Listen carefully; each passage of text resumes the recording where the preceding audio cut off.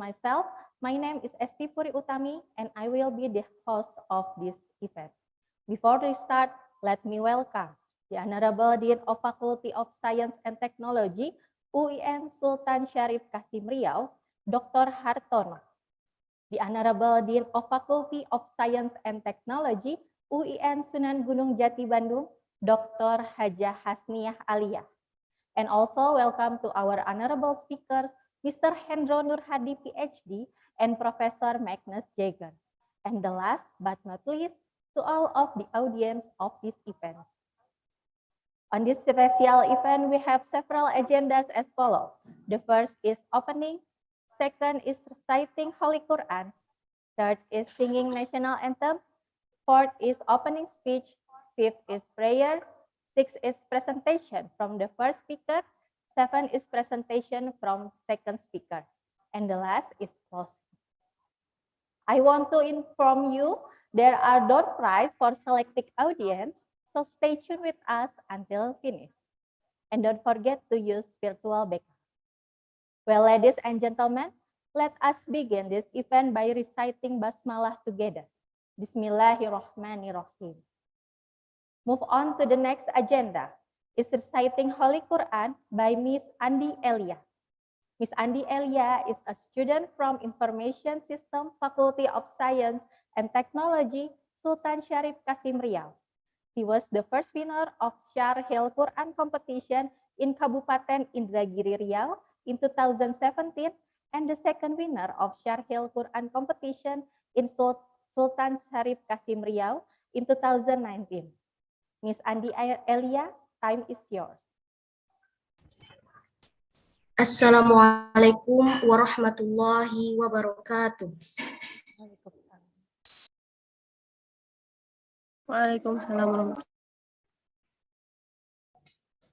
A'udzu billahi minasy syaithanir rajim.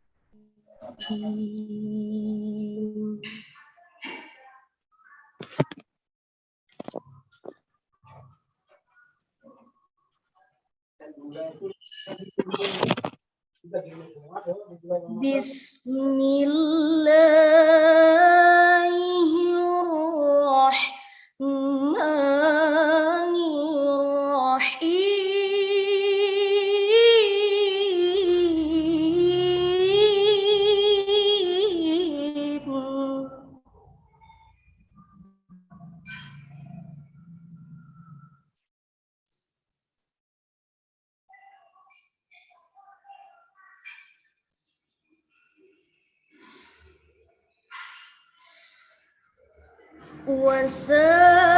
وسارعوا إلى مغفرة من ربكم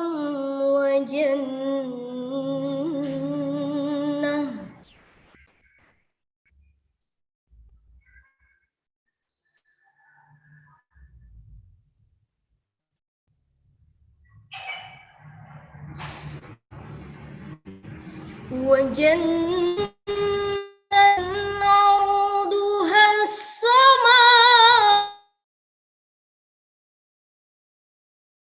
أعدت للمتقين.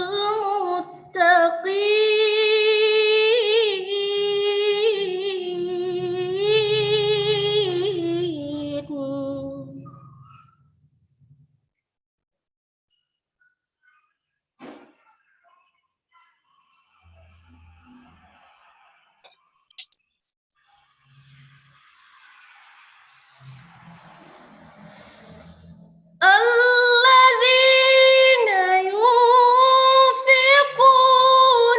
في السراء والضراء والكاظمين الغيظ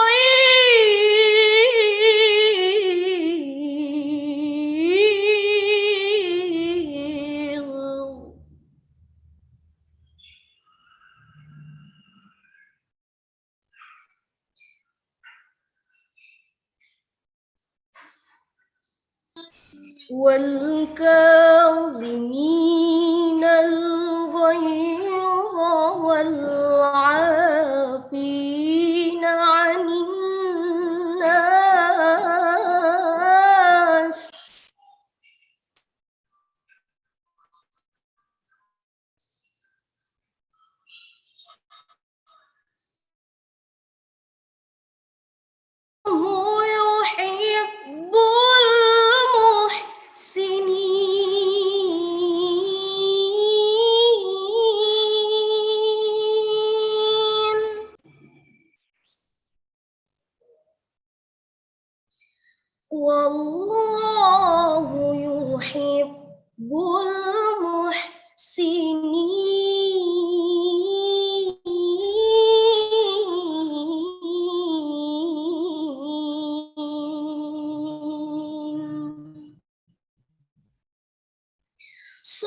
Sadaqallahul azim.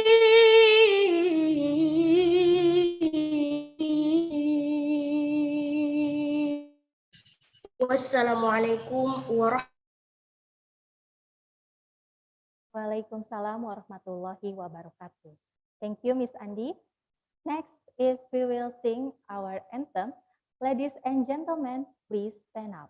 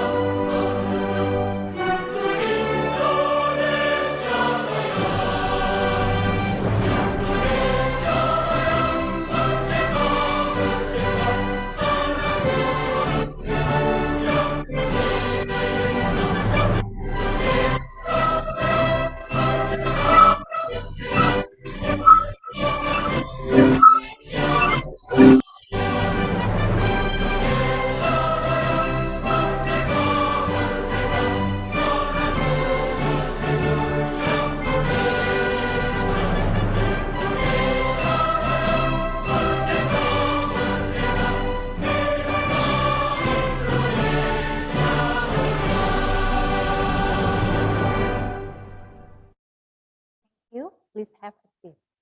The next is opening speech, which be delivered by Dr. Kunaifi as the third Vice Dean of Faculty Science and Technology, UIN Sultan Syarif Kasim Riau. To Dr. Kunaifi, time is yours.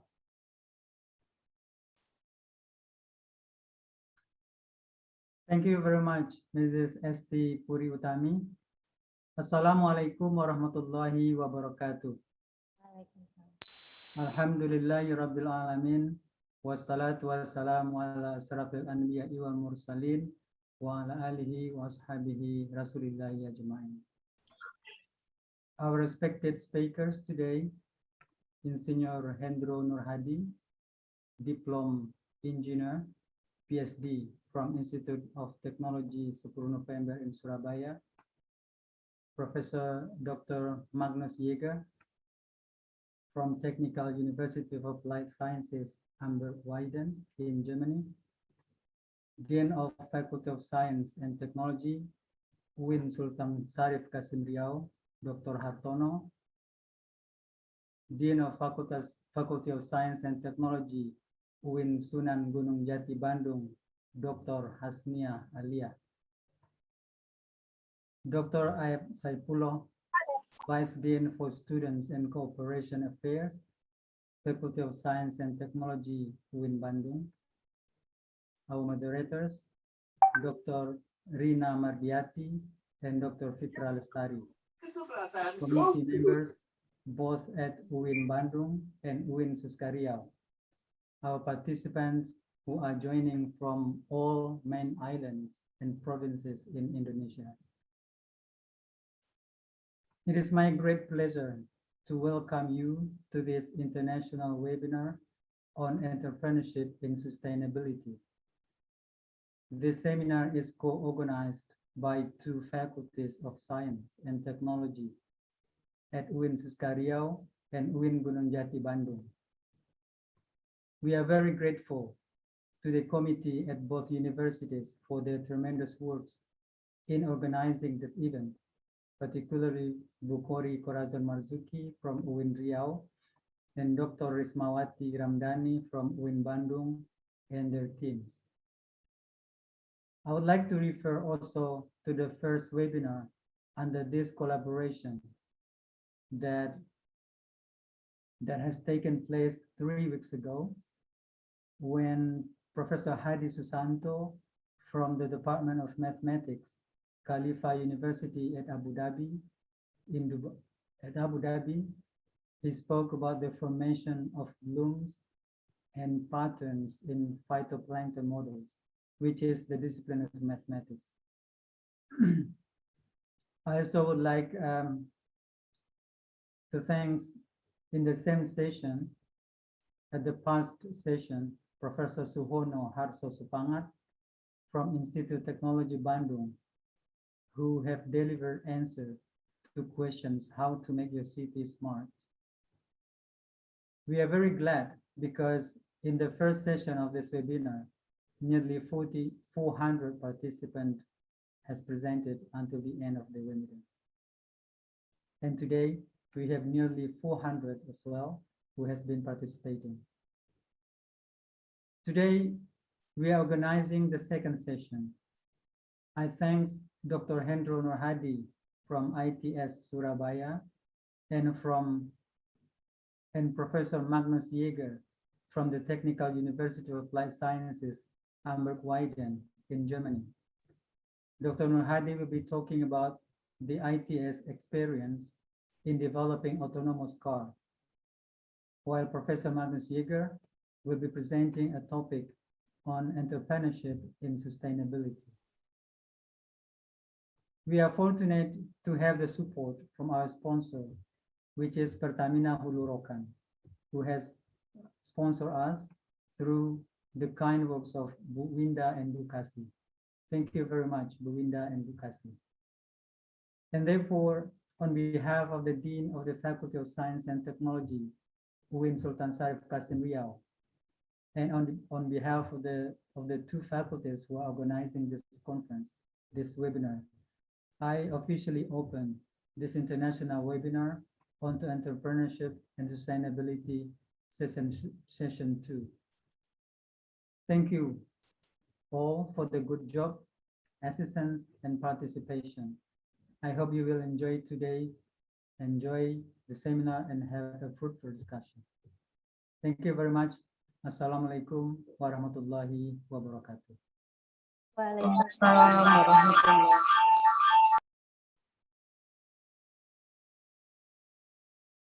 Thank you, Dr. Kunaifi. Ladies and gentlemen, to get the blessing from Allah Subhanahu wa Ta'ala, let us pray together. Prayer will be led by Dr. Aep Saifullah. To Dr. Aep, time is yours. Bismillahirrahmanirrahim. Assalamualaikum warahmatullahi wabarakatuh. To get the blessing and pleasure from Allah Subhanahu wa Ta'ala, let's pray together. Allahumma sholli ala sayyidina wa habibina wa syafi'ina wa maulana Muhammad wa sallim wa radiyallahu tabaraka wa ta'ala an kulli sahabati rasulillahi ajma'in. Amin ya Allah ya rabbal alamin walhamdulillahi rabbil alamin. Rabbi auzi'ni an ashkura ni'mataka allati an'amta alayya wa ala walidayya wa an a'mala sholihan tardahu wa aslih li bi zuriyati inni tubtu ilaik wa inni minal muslimin. Rabbana zalamna anfusana wa ilam tagfir lana wa tarhamna lanakunanna minal khasirin. Rabbana zidna ilman warzuqna fahman. Rabbana anjilna munjalan mubarakan wa anta khairul munjilin. Rabbana atina fid dunya hasanah wa fil akhirati hasanah wa qina azabannar wa adkhilnal jannata mal abrar ya aziz ya ghafar ya rabbal alamin walhamdulillahi rabbil alamin. Assalamualaikum warahmatullahi wabarakatuh. Waalaikumsalam warahmatullahi wabarakatuh. Thank you, Dr. Aep. And then before we start the main section, let's take a photograph first. Operator, can we start? Okay, there are 19 slides. Please, the audience, can you open camera, please? Okay, give your best smile.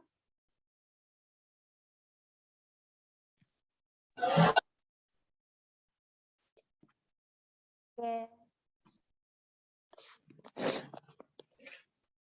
Okay, don't forget to smile. 1, 2, 3. Okay, next slide. Okay, don't forget to smile. 1, 2, 3. Okay. Okay, next slide. Are you ready? 1, 2, 3. Next slide. Wow, we have so many audience today. Okay, 1, 2, 3. Okay. Next slide. I think enough. Okay. Okay, thank you. Okay, thank you very much, audience, for your smile. Next agenda is presentation from our first speaker, Mr. Hendro Nurhadi, PhD. This section will be led by Dr. Rina Mardiati as moderator. Dr. Rina was born in Bandung, September 4th in 1984.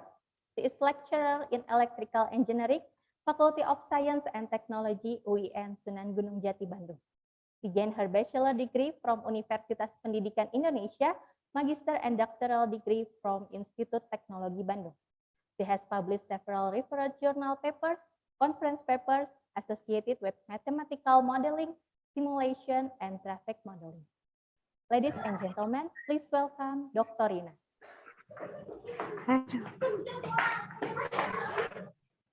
Yeah. Thank you, Miss Esti. Thank you very much. Bismillahirrahmanirrahim. Assalamualaikum warahmatullahi wabarakatuh. The Honorable Dean of Faculty of Science and Technology, UIN Sultan Syarif Kasim Riau, Bapak Dr. Hartono MPD. The Honorable Dean of Faculty of Science and Technology, UIN Sunan Gunung Jati Bandung, Ibu Dr. Hajah Hasniah Alia. The Honorable keynote speaker, Mr. Hendro Nurhadi, PhD, and Prof. Magnus Jaeger, and the distinguished guests of this seminar, this international webinar. Good afternoon, ladies and gentlemen. Welcome to the first keynote speech session of the International Webinar Series 2 with them Entrepreneurship and Sustainability, which organized by Faculty of Science and Technology UIN Sunan Gunung Jati Bandung and UIN Sultan Syarif Kasim Riau. It is my honor to be a moderator for this session today, and also it is my honor to have Mr. Hendro Nurhadi, PhD, as a keynote speaker today. Mr. Hendro Nurhadi will be delivering speech entitled "How Did ITS Develop Autonomous Car or iCar and What's Next?" Before we begin, let me briefly introduce Mr. Hendro Nurhadi, PhD first. Mr. Hendro was born in Blora, November 20, 1975. Mr. Hendro completed his bachelor in Polytechnic Manufaktur Bandung, or we can call it Polman, in 1997.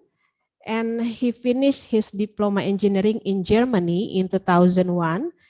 And he also earns his Doctor of Philosophy in Control, Automation, and Mechatronics in National Taiwan University of Science and Technology in Taipei, Taiwan in 2009. Now he is currently a lecturer of Industrial Mechanical Engineering Department in ITS and also head of Pusat Unggulan Iptek PUI, Mechatronika, dan Otomasi Industri ITS. His research interest is focused on modeling, monitoring, and optimization of mechatronics and autonomous control system in different application domain using many different theories too. Mr. Hendro has published more than 90 papers in conference and also in journal. So that is the brief of curriculum vitae of Mr. Hendro Nurhadi, PhD. So ladies and gentlemen, in this meeting room, our keynote speaker is already here now. And I would like to greet Mr. Hendro first. Assalamualaikum, Mr. Hendro. How are you today? Waalaikumsalam warahmatullahi Okay. wabarakatuh. Alhamdulillah, I'm fine. Okay. Dokter, aduh, saya lupa sebentar. Dokter Ina, thank you. Okay, thank you for your willingness to join this seminar. It is such a great pleasure for us.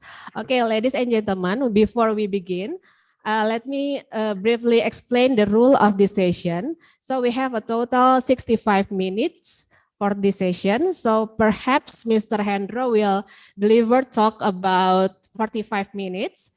And then approximately we have about 20 minutes for Q&A.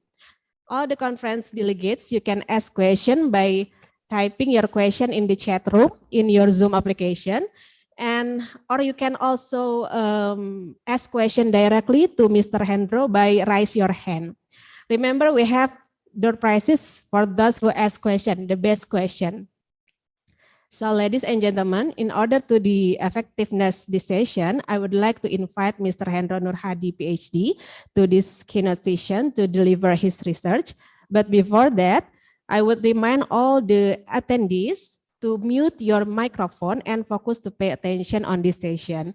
To Mr. Hendro, PhD, for the next 45 minutes, the time is yours. Thank you, Dr. Rina. Bismillahirrahmanirrahim. First of all, I would like to share for the material first. Okay.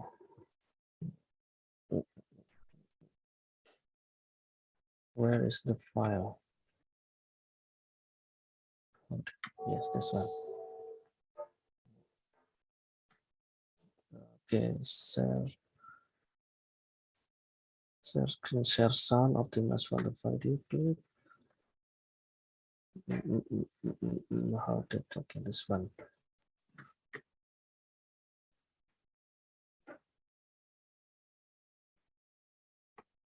Okay, can you see my slide? Is it the large one or the small one that you can see? Okay. Which one that you see on your display? Is it a small one or is it the big one?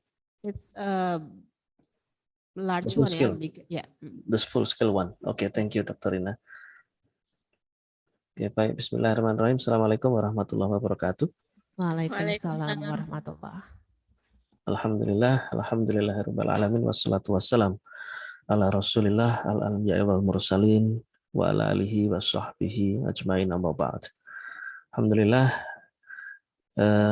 all the participants, the honorable both deans from both university, UIN Sunan Gunung Jati Bandung and also UIN Suska Riau, and also all the participants for this afternoon's international webinar.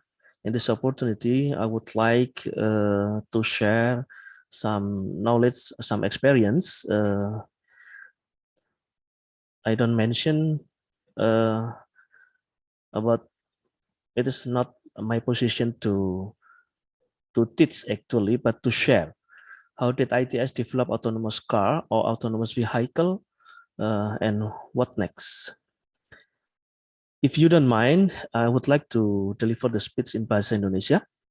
But if someone would like to, the materials be delivered in English, is also as okay to us to speak in English. Dr. Rina, allow me to speak in Bahasa Indonesia. Yes, of course, of course. Thank you. So let me check first the audience, all from the Indonesia, or is there anyone from out of Indonesia? So please, somebody else from out of Indonesia, raise your hand. Okay, nobody raised the hand. There is one maybe. Already one. Yeah. Oh, there is more than one. More than one. Oh, yes. Okay, so let me keep speaking in English so far. That's fine. Okay, I would like to take the opportunity for 20 or 30 minutes only, instead of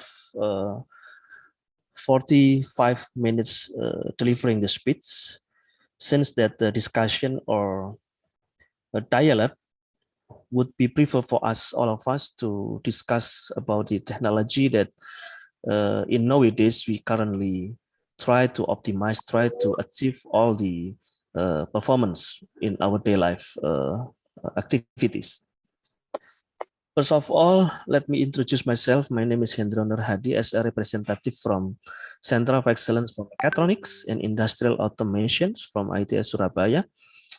This center is one of several centers in ITS who concern or focuses on robotics, mechatronics, and also autonomous vehicle system, and also related topics to the Industry Revolution 4.0.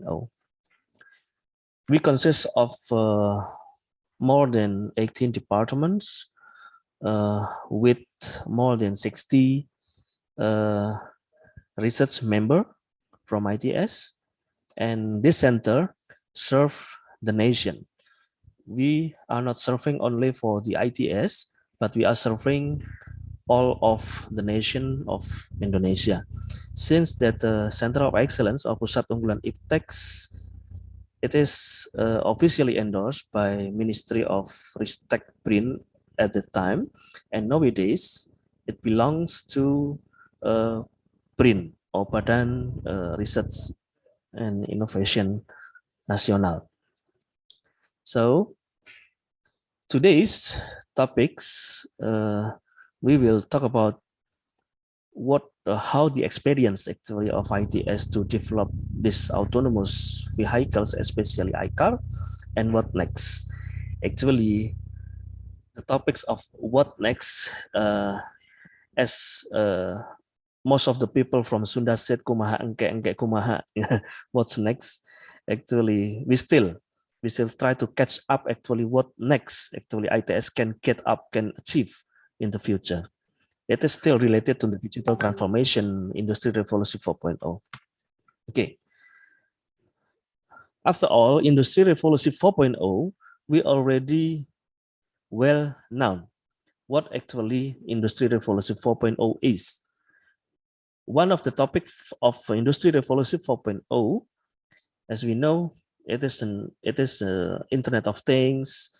It talks about also robotics. It talks also about the internet. It talks about also many things related to the modern living style. Starting from Industry Revolution 4.0 up to Industry Revolution 4.0, we mention on how technology is well developed, how the technology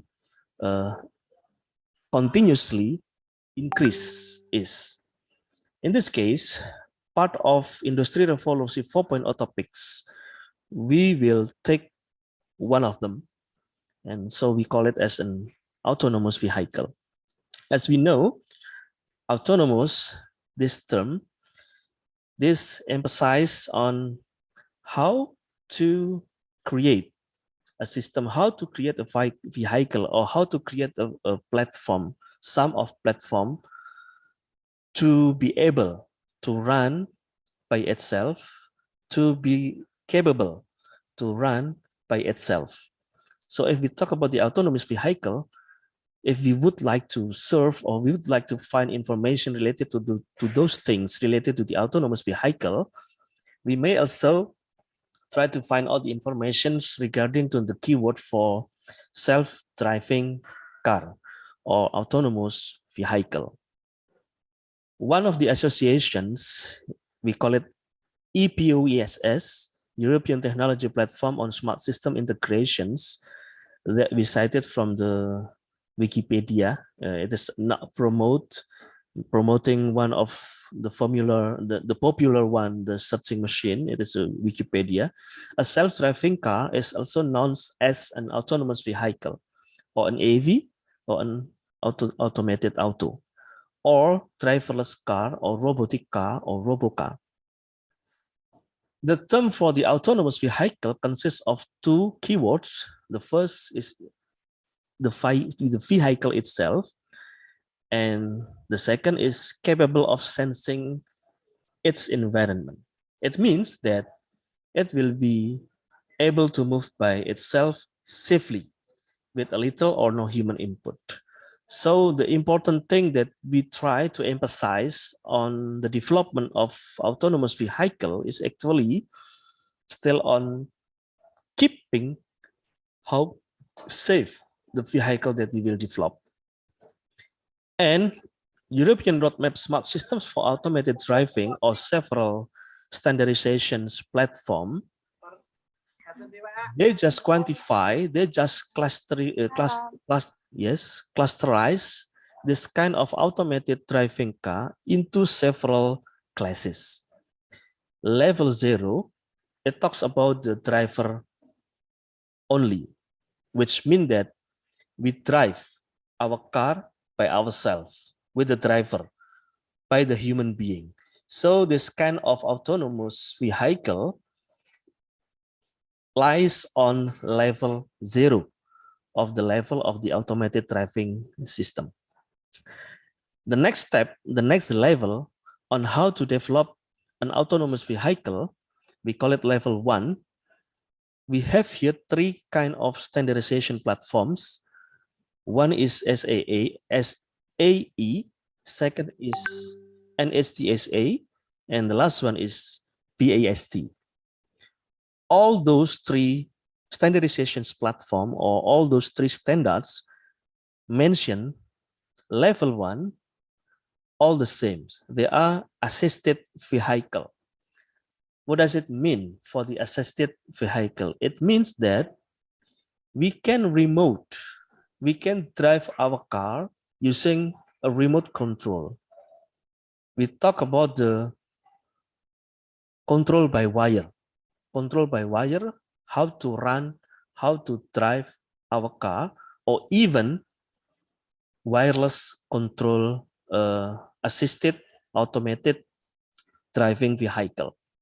It means that we still control all the vehicle maneuverability, all the sensings of the vehicle that we install on the vehicle.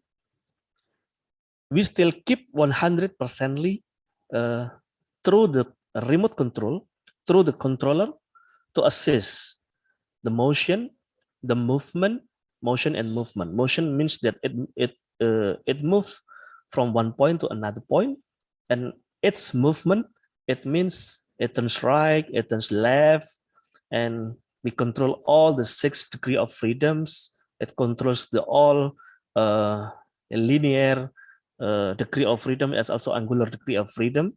We call it yaw, rate, sway, and etc.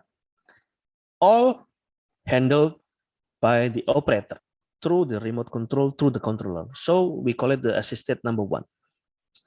What we did in ITS, we did it step by step. We did it one by one. We did it single step by single, another single step.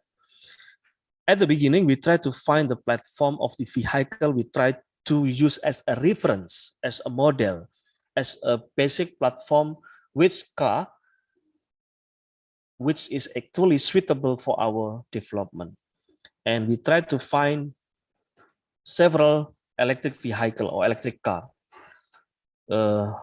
which is there are the electric vehicle which we are by own developed by ourselves, those electric vehicles such as sapu angin, noko geni, and others electric vehicles, or we may take other platforms or commercially given platform such as a golf car, such as electric car, which is already produced or manufactured by industries. And in this case, ITS decided to take a golf car as a platform. Why? If we talk about the level of the autonomous vehicle, as we can see on our displays today, ITS has already started to develop this kind of autonomous vehicle, but not directly to the full automated autonomous vehicle as we can see or we can find in the market or in internet. Why? It depends on many things, especially it depends on the regulation. It depends on the policy. It depends on the goodwill of our government, how far an autonomous vehicle will be adjusted, will be regulated, will be allowed to go on the roads by our government.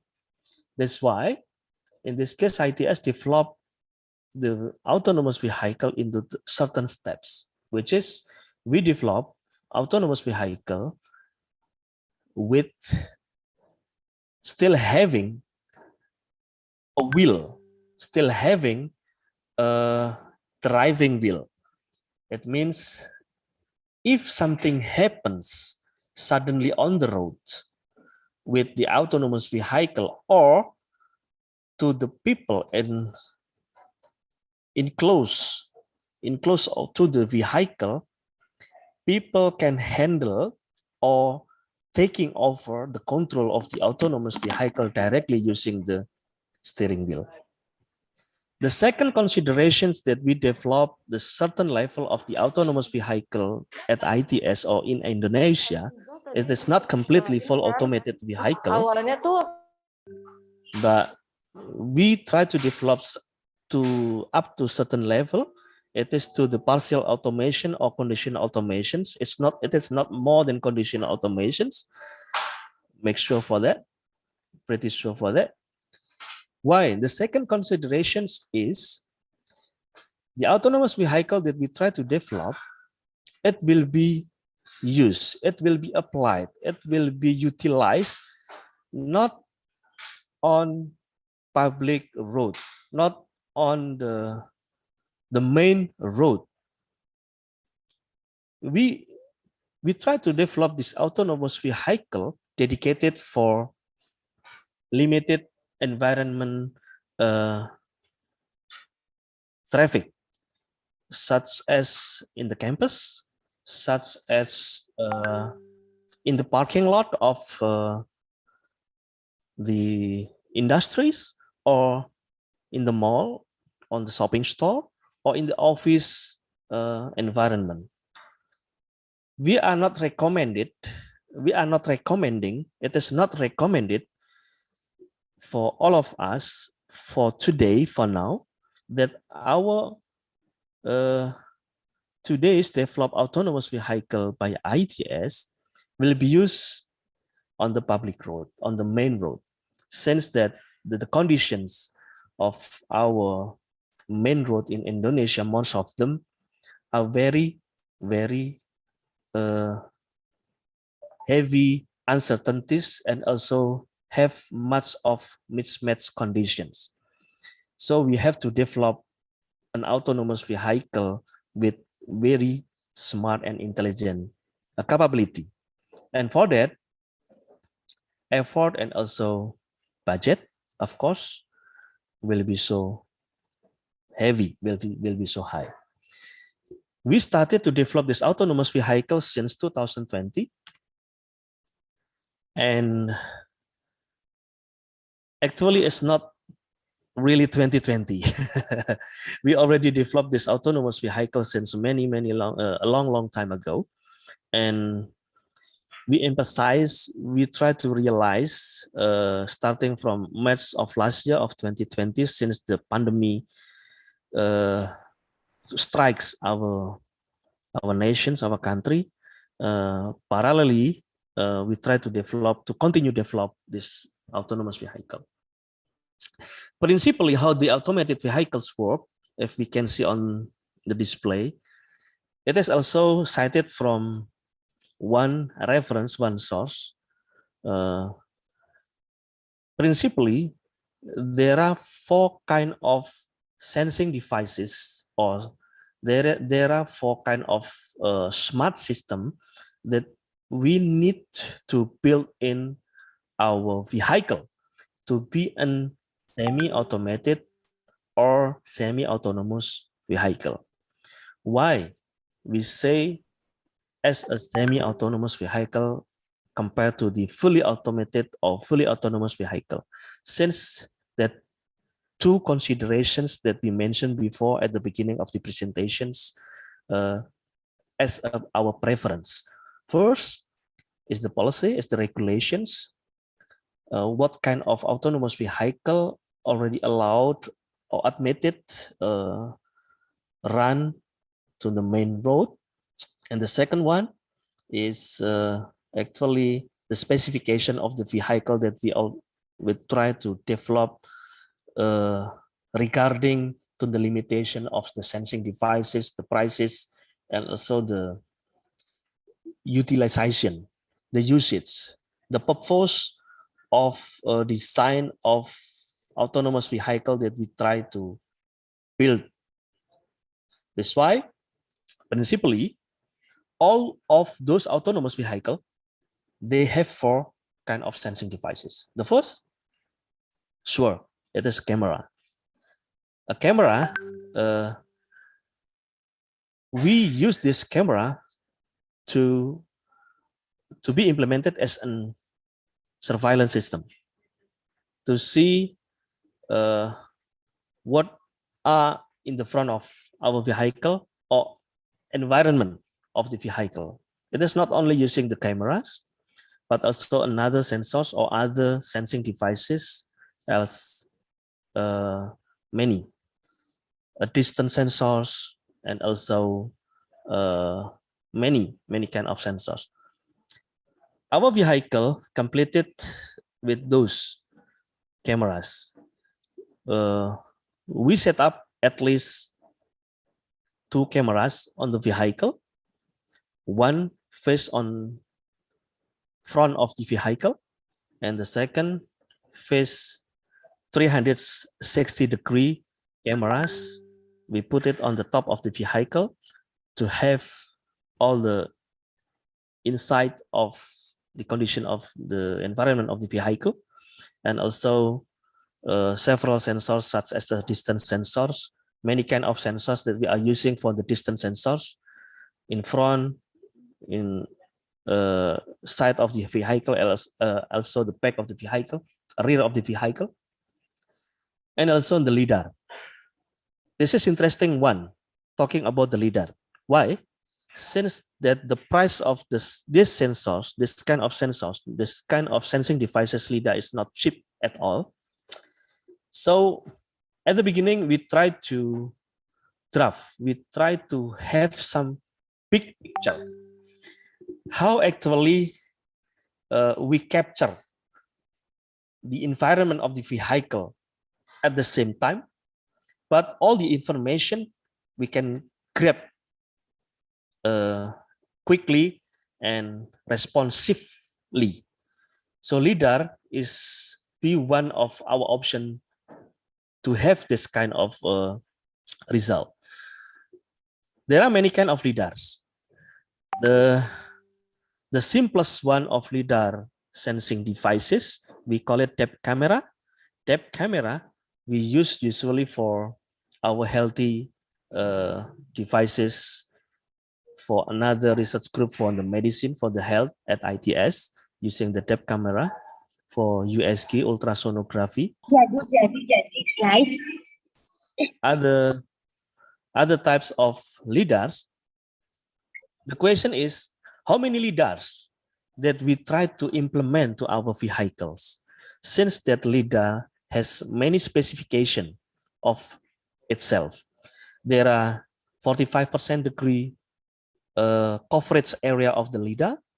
There are also 180 degrees coverage area of the LiDAR, and also they have 360 degree coverage area of the LiDAR.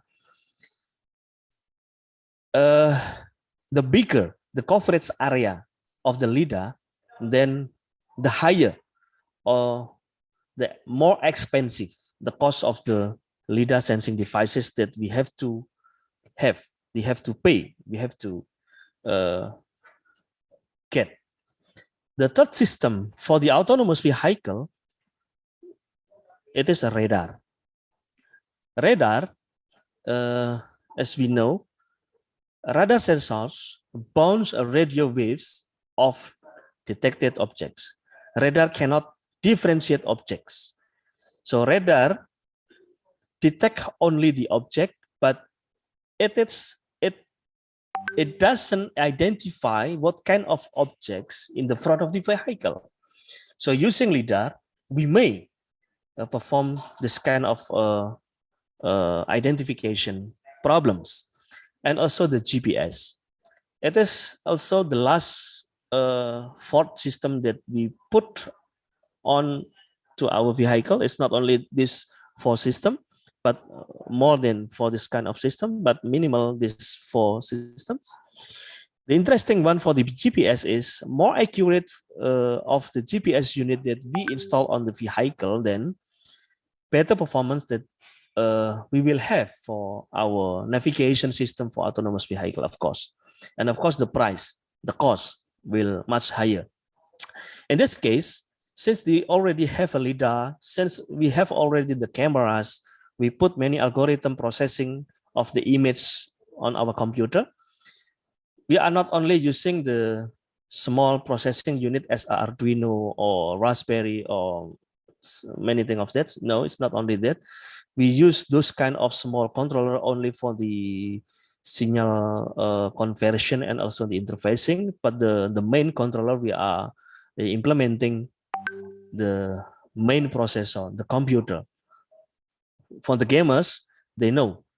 We use the laptop for the gamers. We put on the car and we use it as the main controller for the autonomous vehicle. So we have the flexibility to implement all the programs using the patterns to running the process of the LiDAR applications and also the image processing using the 360-degree cameras and also the fisheye camera for this kind of applications. Okay, there are many kinds of autonomous vehicle already provided in the world, already developed in the world.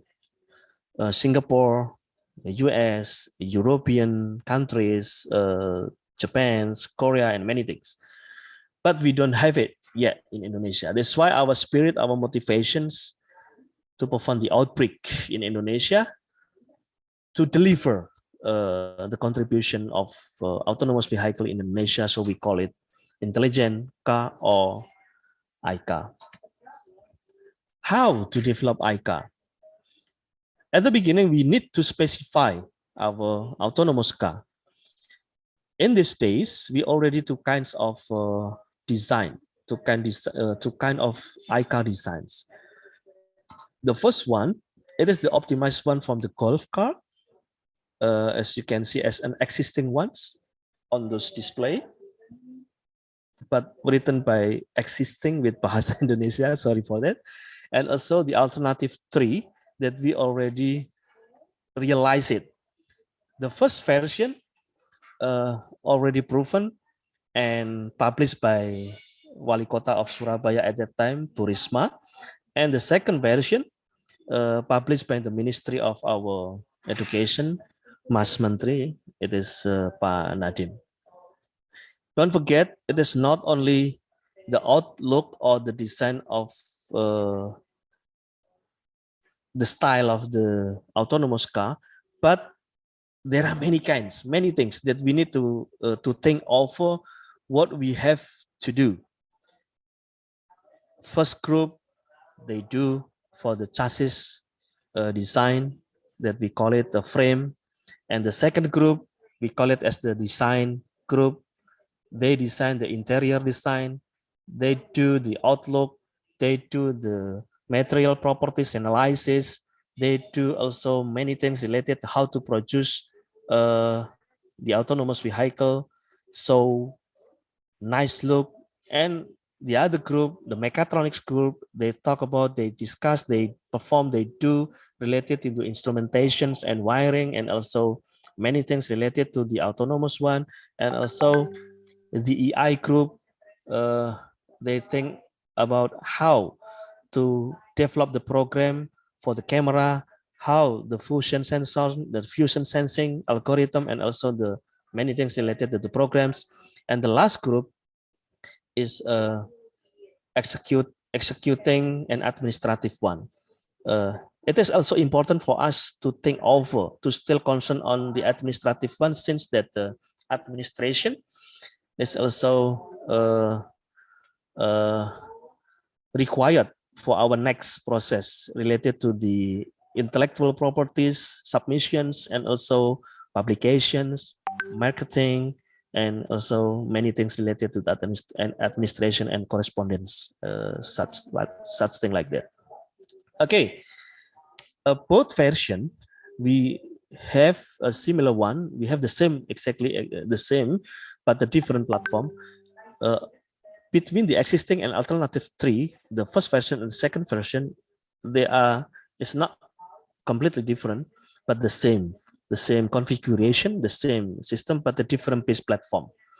Which the first base platform using the golf car, and the second version we built by ourselves. So we build, we make, we create, we cutting the steel, we are doing the welding processes and many things related to the fabrication processes by ourselves.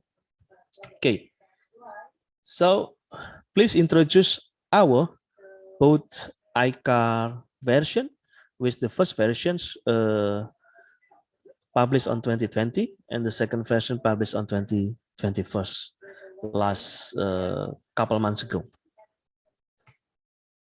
This one is, please let me play the video from the last year, which is the first version of our iCar. As you can see that it is actually a golf car, 4-seater golf car, 4-seater golf car that we modify, that we upgraded to be an autonomous one. As you can see it at the nose of this car, you may find easily the lidar that we put on the nose of the car.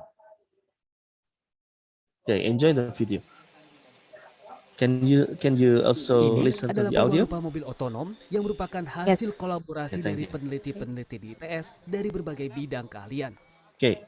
Untuk tahap awal, para peneliti di ITS memanfaatkan mobil golf yang ada di pasaran, kemudian dimodifikasi menjadi mobil yang dapat berjalan secara otomatis. Totally, we pengembangan mobil already iCar spent ITS dilakukan sejak bulan Maret 2020. mostly 3 months dalam uji coba ini, Wali Kota Surabaya this autonomous vehicle sekaligus senang since dengan mobil otonom yang sumber tenaganya dari baterai. And then mid of 2020 we launched this autonomous car. Kota kecil gitu mungkin ya, kota kecil gitu yang tidak terlalu mungkin yang tadi disampaikan.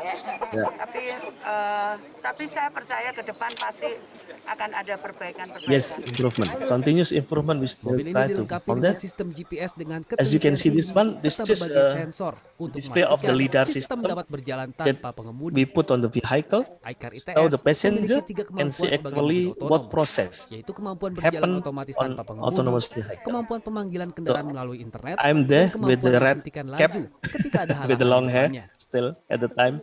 Saat ini iCar ITS dioperasikan sebagai mobil komuter yang melayani perjalanan dalam lingkungan kampus ITS. Oke. Untuk dapat menggunakan mobil ini dapat dilakukan dengan mudah. Calon penumpang dapat memanfaatkan aplikasi yang sudah terinstal pada smartphone untuk memanggil iCar ITS menuju halte yang telah disediakan. Tanpa awak ini, nanti mahasiswa tinggal panggil. This is our rector, mobil akan datang. Profesor Hari. Kemudian ada beberapa titik sudah tanpa awak, tanpa apa, bisa anytime. He tried just to explain dengan how to operate our autonomous vehicle. Diharapkan mobil ini akan disempurnakan lagi gadget, dengan eksterior mobil yang lebih bagus phone. Dan futuristik. So the application also developed by ourselves. Seperti penggunaan solar cell agar lebih ramah lingkungan. And also the system of Triburoto Purnawanto, Surabaya. As you can see on this picture, on this video, there are not only 1 or 2 guys who already support for this project, but many peoples. And the second versions we launched this year, presented by Rector of ITS and also Mas Menteri and Pak Wakil Gubernur Jawa Timur, Pak Emil Dardak. as you can see the difference, the progress, the improvement that we made for our autonomous vehicle compared to the last year, compared to the first version, the setting layout, the configurations for this car actually similar, but we improve several parts. Sorry for this delay. Okay, the LiDAR, we still put it on the nose of the vehicle, but we reduce the camera. Since that the camera, we can use the camera only for having the insight of the situations, the environment surround the vehicle. We put more sensing devices for the obstacle avoidance, and also we increase the performance of the speed controller for this autonomous vehicle in this year. And in this year, we duplicate the better expression to say that we duplicate. It's not only one one car that we try to develop in this year, but we duplicate to be 2 vehicles. Since that ITS already would like to utilize this autonomous vehicle as a public passengers accommodations vehicle internal of the campus. So we already have 3 autonomous vehicle, which each vehicle will be put it on at the 3 points entrance. 3 point entrance to get into the ITS. The first in the main entrance, the second is the robotics area entrance, and the third one is how to say that, Arif Rahman Hakim entrance side. So there's 3 point entrance, 3 entrance point to get into the campus. We already send all those 3 vehicles to stand by to these entrance points. Currently, we are still ongoing. We are still on process to finish, to realize the 3rd vehicle. Okay, it is not only ICA that we already developed last year, but also an autonomous surface vehicle. We call it an iBoat or intelligent boat. ITS launched an iBoat. It is a smart boat. It is an unmanned vehicle system. As we mentioned also before, that the configuration actually similar to the iCar. So we put the self-driving system of the iCar to put into the iBoat, but we modify several things. What interesting is actually our knowledge how to develop our UAV, our unmanned aerial vehicle. We make our drone, we make our unmanned vehicle for the aerial vehicle, for the plane. We use this navigation system to put into the iBoat. So actually, we are not enough having an experience to develop an iBoat, but we are lucky that we already have experiences on development of the autonomous car and also an unmanned aerial vehicle. So we put together of this knowledge to develop an iBoat. In this year, this autonomous module of the iBoat, we try to push to be commercialized standardizations registered by BKI, Badan Klasifikasi, Biro Klasifikasi Indonesia. So we hope with your support, with all of your support, the autonomous module for iBoat or autonomous module for the surface vehicle, we can realize it as a commercialized product in the future. This is also sorry. Let me try to play the video for the iPod. As you can see that, it seems completely similar to the iCar, but it is a car right on surface on the water. But the difference is the speed, the maneuverability, the heading angle is completely different. How to compute, how to calculate, and how to develop our intelligence algorithm to make those kind of vehicles might be driven autonomous or automated by itself.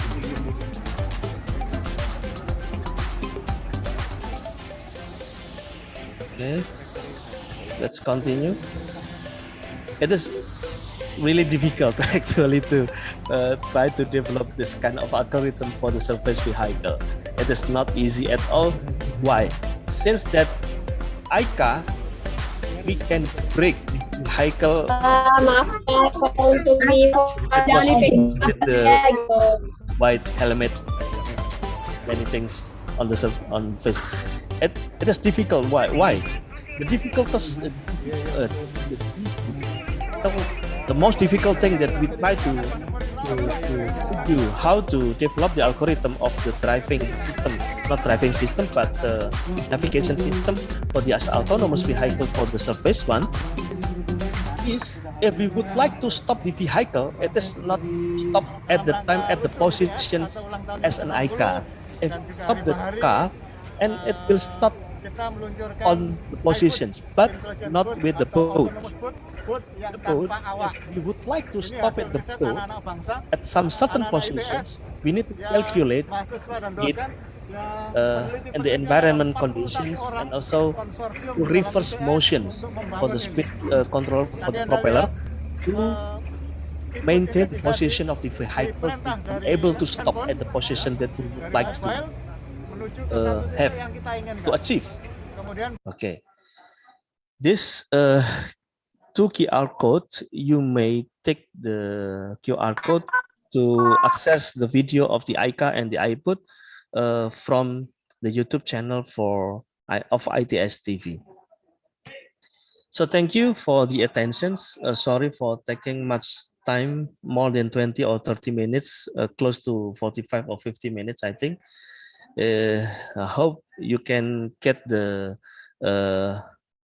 portion of the lecture, the portion of the material of today's material. Thank you for your attention. Assalamualaikum warahmatullahi wabarakatuh. Waalaikumsalam warahmatullahi wabarakatuh. Thank you, Mr. Hendro PhD, and thank for the sharing with us. And what amazing presentation about iCar and iBoat, which is it is related with our era today, 4.0 industry. And actually, I've been heard about this iCar last week from Professor Mauridi Heri from ITS Electrical Engineering. Okay, last week we invite him to give a speech in our national seminar, and we know that ITS so productive, so productive, and make many good product from the research like iCar, iBoat, and Robot Raisa, the last one for taking care COVID patient. Yeah. And so, ladies and gentlemen, right now we step on the discussion. So please to the all participants who have a question may deliver your question either in English or Bahasa. Bahasa is okay, right? Yeah. Okay. So maybe is anyone who want to? Okay. Let me check first. There is Pak Surya Agustian. Oh, there is two. Okay, I know this, the second one, Pak Anisti. I know him well. Okay, for the first time we give an opportunity for Pak Surya Agustian. You can unmute your microphone and ask to Mr. Hendro, please, Mr. Surya. Thank you, Mrs. Moderator. Good afternoon, Pak Hendro. Yes. Check. Okay. Yes. Wow, it is a very interesting topic you present today. I'm really appreciated for listening your presentation.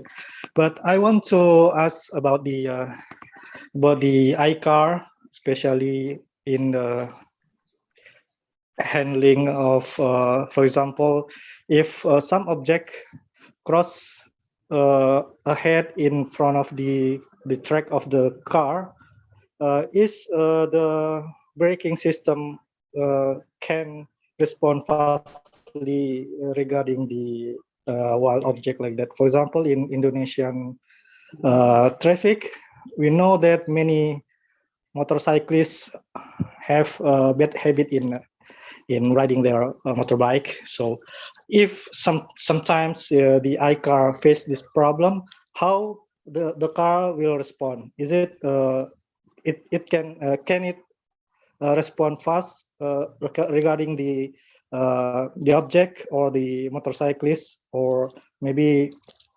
the braking system has to be need to be developed in the near future.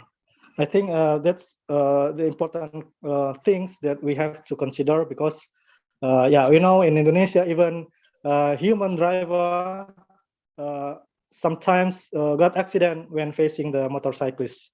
Thank you.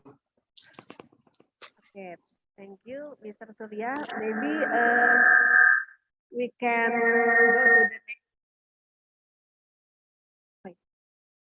go to the Dr. Rina, may I answer directly the questions? Oh yeah, now we go to the second participant first to ask the question, Mr. Nesdi. Baik, terima kasih. Assalamualaikum warahmatullahi wabarakatuh. Waalaikumsalam warahmatullahi Apa kabar nih, Pak Nisdi? Alhamdulillah, Prof. Alhamdulillah senang bisa jumpa lagi walaupun di dunia maya sama Pak Dr. Hendro ya. Saya Siduri udah lama enggak jumpa. Presentasi dari penelitian yang sangat menarik dan memang sangat diperlukan bagi Indonesia. Saya ingin tahu aja atau harapan lah agar misalnya penelitian itu dibuat tidak hanya untuk car, untuk mobil, tapi lebih ditujukan kepada keinginan atau keperluan negeri kita. Misalkan kita negeri agraria, kalau dibuat traktor misalkan ya, atau yang berhubungan dengan petani, kalau kita di Riau banyak sawit, itu ada yang automatically membantu petani sawit atau di sawah. Yang kedua adalah tadi saya lihat ada kapal boat ya, boat. Nah, bagaimana kalau dibuat boat yang smart gitu seperti tadi, tapi untuk membantu nelayan, sehingga risetnya langsung menyentuh kepada kebutuhan dan membantu masyarakat kita. Dari sisi ilmuwan mungkin itu kontribusinya banyak, tapi dari sisi lain, dari sisi keperluan masyarakat dan negara, manfaatnya akan lebih terasa jika ditujukan riset atau penelitian itu kepada petani atau nelayan. Karena mereka mau tidak mau adalah hampir sebagian besar rakyat kita berprofesi sebagai petani dan nelayan. Saya rasa cukup itu dari moderator dan Pak Hendro. Salam jumpa kembali. Senang sekali bisa gabung di webinar ini, dan juga nanti terima kasih juga kepada Prof Magnus Jaeger as the second speaker. Terima kasih. Assalamualaikum warahmatullahi wabarakatuh. Waalaikumsalam warahmatullahi wabarakatuh. Thank you, Mr. Nesdi, for the question. Interesting question. So, Mr. Hendro, could you please respond these two questions? Yes, thank you, Dr. Rina. Both questions are heavy questions actually. Okay, Pak Surya, thanks for the interesting one. The keyword actually, the first thing that we have to consider on how to develop this autonomous system vehicle, we have to still pay attention on the safety. It means that how fast this autonomous vehicle allowed or admitted run on the road, especially in the campus or internal of the campus. So we specify this autonomous vehicle this autonomous vehicle will drive by itself in maximum speed of 40 km per hour. 40 km per hour. It means that what kind of obstacles will be obviously incidentally occurs in front of the vehicle with 40 km per hour, we need to brake. So we developed the program using the pattern, using the LiDAR, and also using the camera. We developed the fashion system, how to make this kind of anticipation algorithm. We put 3 points. In front of the vehicles. The first point we put exactly on the nose on the nose of the vehicle. The second point we put around 50 centimeter or half meters in front of the nose, and the third one around 1.5 up to 2 meters in front of the nose. If the vehicles runs from 0 to 20 km per hour, so we may call the second and the first point to accelerate the braking process of the vehicle. But if the vehicle runs among 20 to 40 kilometers per hour, we have to keep to stimulate the last or the third point. It means the area in front of the nose of the vehicles, maximum 2 to 3 meters, must be clear. Otherwise, it will alert our vehicle for the first position, the second position, and the third positions. And we tried this braking system algorithm using ourselves. It is not only using some object. At the beginning, we tried the object to be identified by autonomous vehicle. We drive this car, and we ride a motorcycle side of the autonomous vehicle, and we try to flag some flag in front of the vehicle to check either that the braking system will be function or not.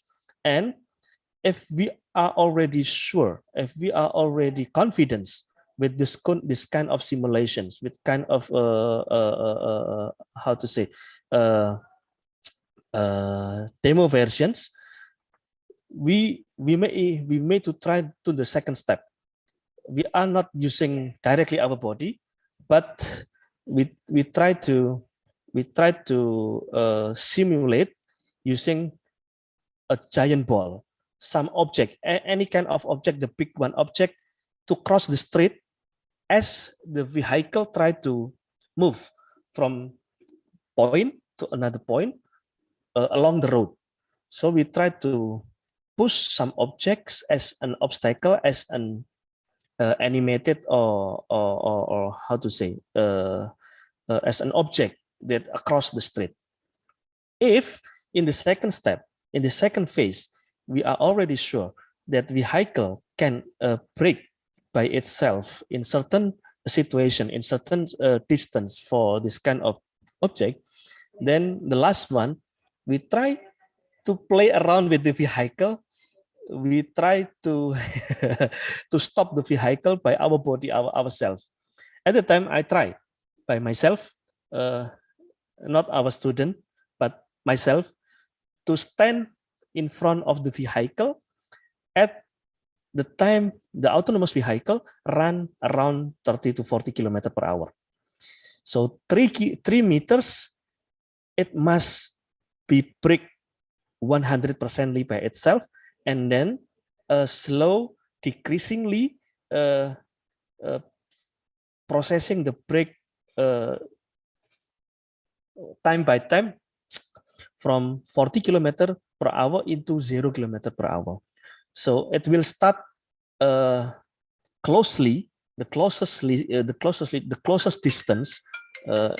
It has to stop by itself, start from 3 meters before the objects collide. So the braking system is the most prior thing that we have to establish for the first time, as the safety is the prior consideration how to develop the autonomous one. But we are still letting the steering wheel on the platform of the vehicle in case something happen with some crash or some bulk or something happen. If it is not braking by itself, then one person standby on the vehicle can take over the vehicle to stop by the operator. So we currently for now these days we are not brave enough, we are not confident enough to let our vehicle run by itself without a person on the vehicle. So we still put one guy on the vehicles as a safety considerations, since that the autonomous vehicle that we try to develop is a level 2 up to level 3 autonomous vehicle platform. It is completely different compared to the level 4 or even the highest level of the autonomous vehicle. It is a level 5.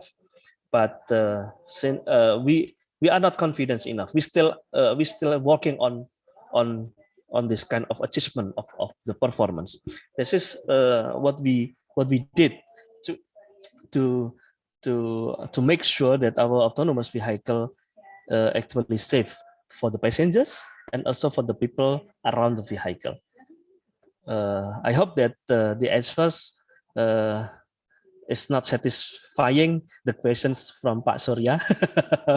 So we still get encourage more questions for today's discussions. And for the second one, Pak Nisdi, actually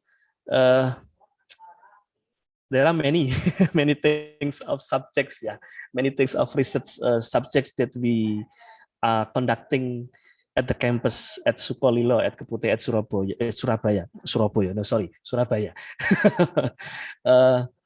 It is not only the autonomous system, but also we are now trying to performing smart agriculture and precision agriculture, smart farming and precision agriculture.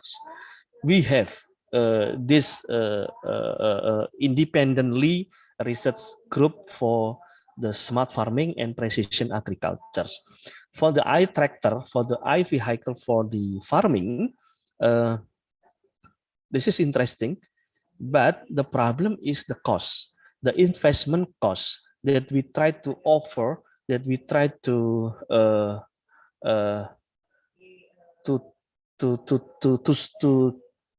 share to the farmer in Indonesia. We still need the problem to face those kind of problems, since that the funding capacity, the exposure capacity of our farmer in Indonesia to invest, to optimize the devices for the farming are limited.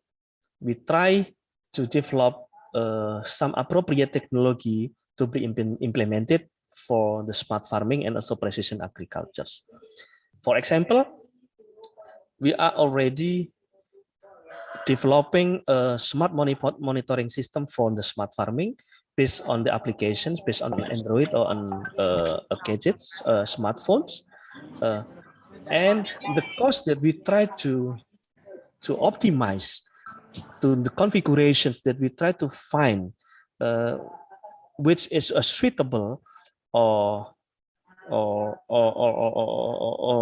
how to say that, that the farmer can be handled for the cost for the first time, and also the engineering problems for the farmer. It means that how the installations, how to maintain the technology, how to operate the technology, those are all the considerations we put together to get the appropriate research product that we would like to deliver for our farmer. We do that in Surabaya, Pak Nisdi. But the problem is actually the funding for the farmer to invest such the technology. For example, for the smart monitoring system for the farming, we offer the configurations. The system costs around 10 million maximum. It is still too expensive for the farmer.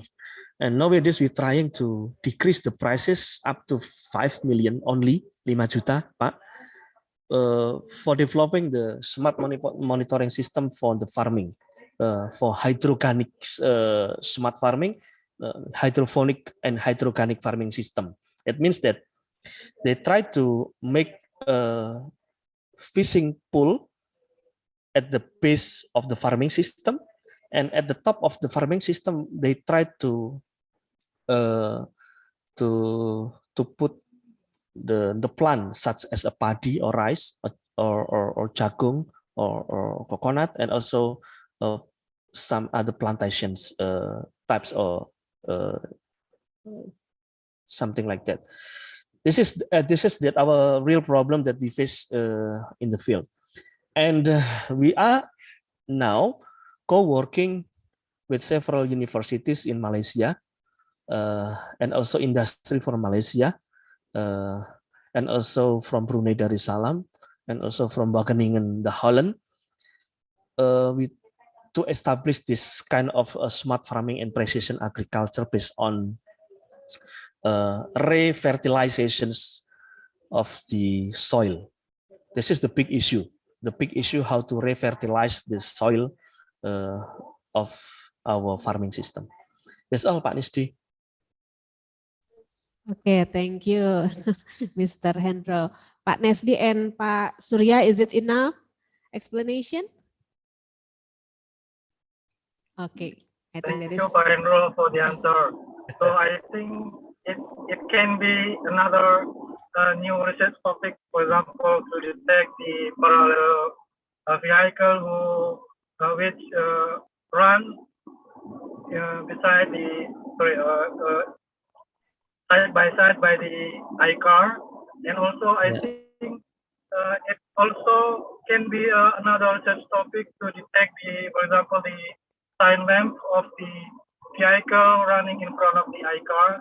So I think it is there are several research topics can be developed in the near future, and it also open the. Okay, thank you.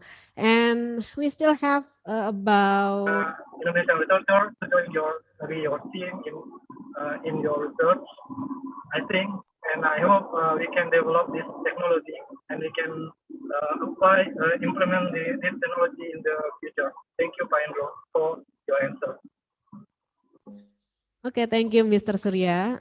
Okay, yeah, we still have around 10 minutes for session Q&A, and there is another participant who want to ask to Mr. Hendro directly. Mr. Rifki, please, you can ask the question now.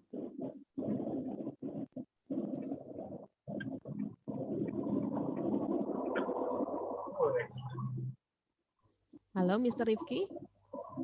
Okay, is there any question from the other, or you can ask, you can type your question in the chat room. Okay, very interesting, Mr. Hendro. We know that it is a complex system, yeah, iCar, yeah, and very interesting.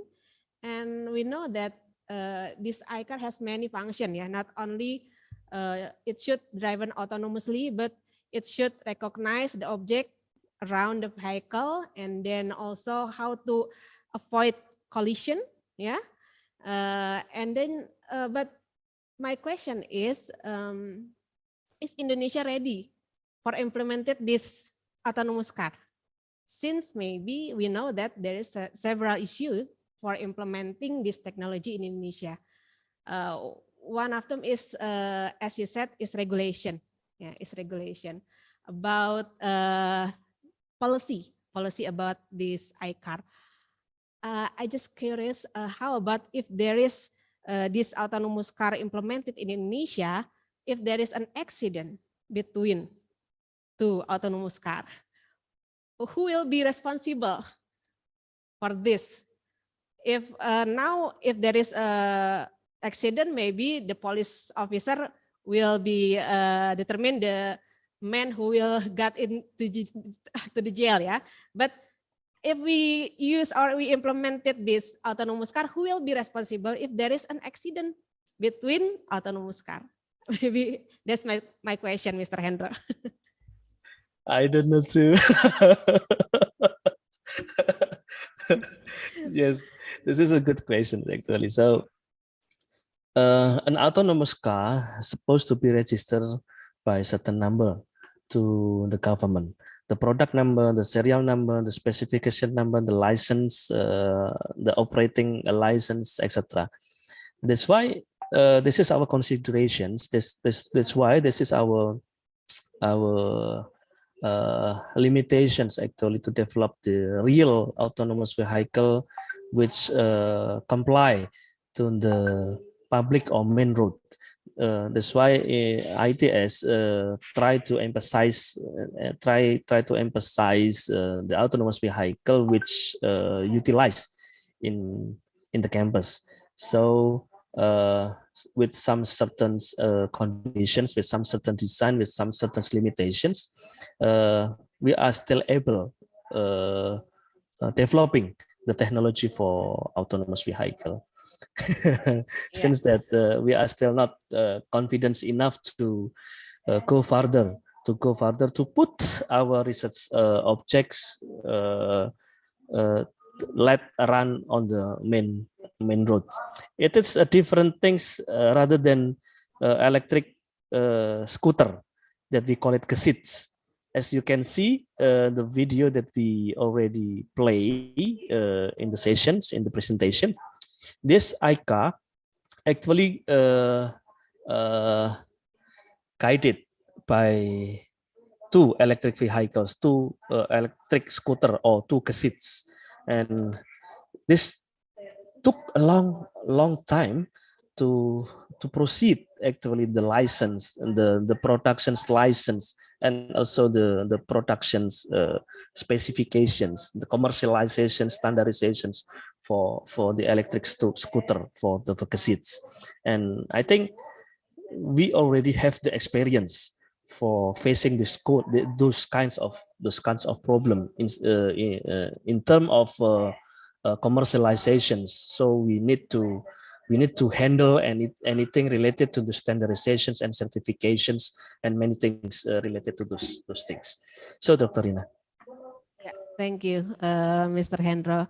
And maybe second issue is we know that traffic in Indonesia very uniqueness. We know that so many kind of vehicle, and each vehicle has different behavior, yeah, like motorcycle, maybe like angkutan umum or angkot, or a big vehicle. Every kind of vehicle has a unique behavior. So it will be a challenge, a next challenge, yeah, Mr. Hendro, yeah.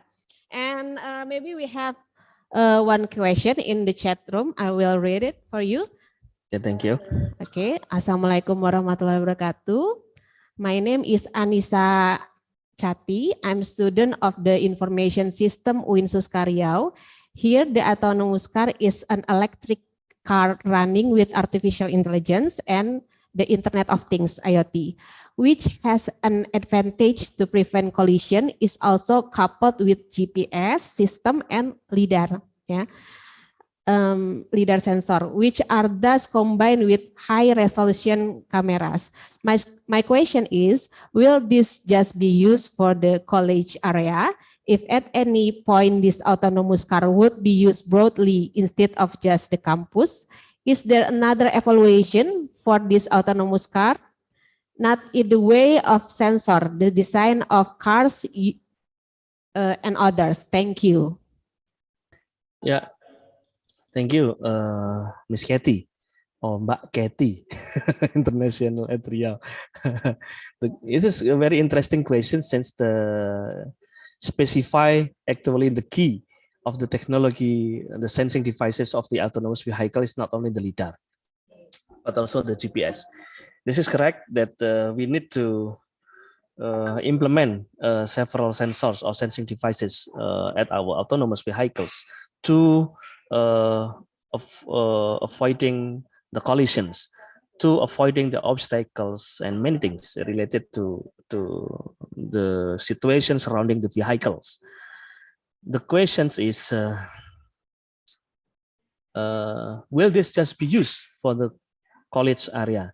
Yes, the autonomous vehicle that we developed of this iCar, of this car, we only design this iCar with some specified purpose, a dedicated design or specified design for only internal the campus, for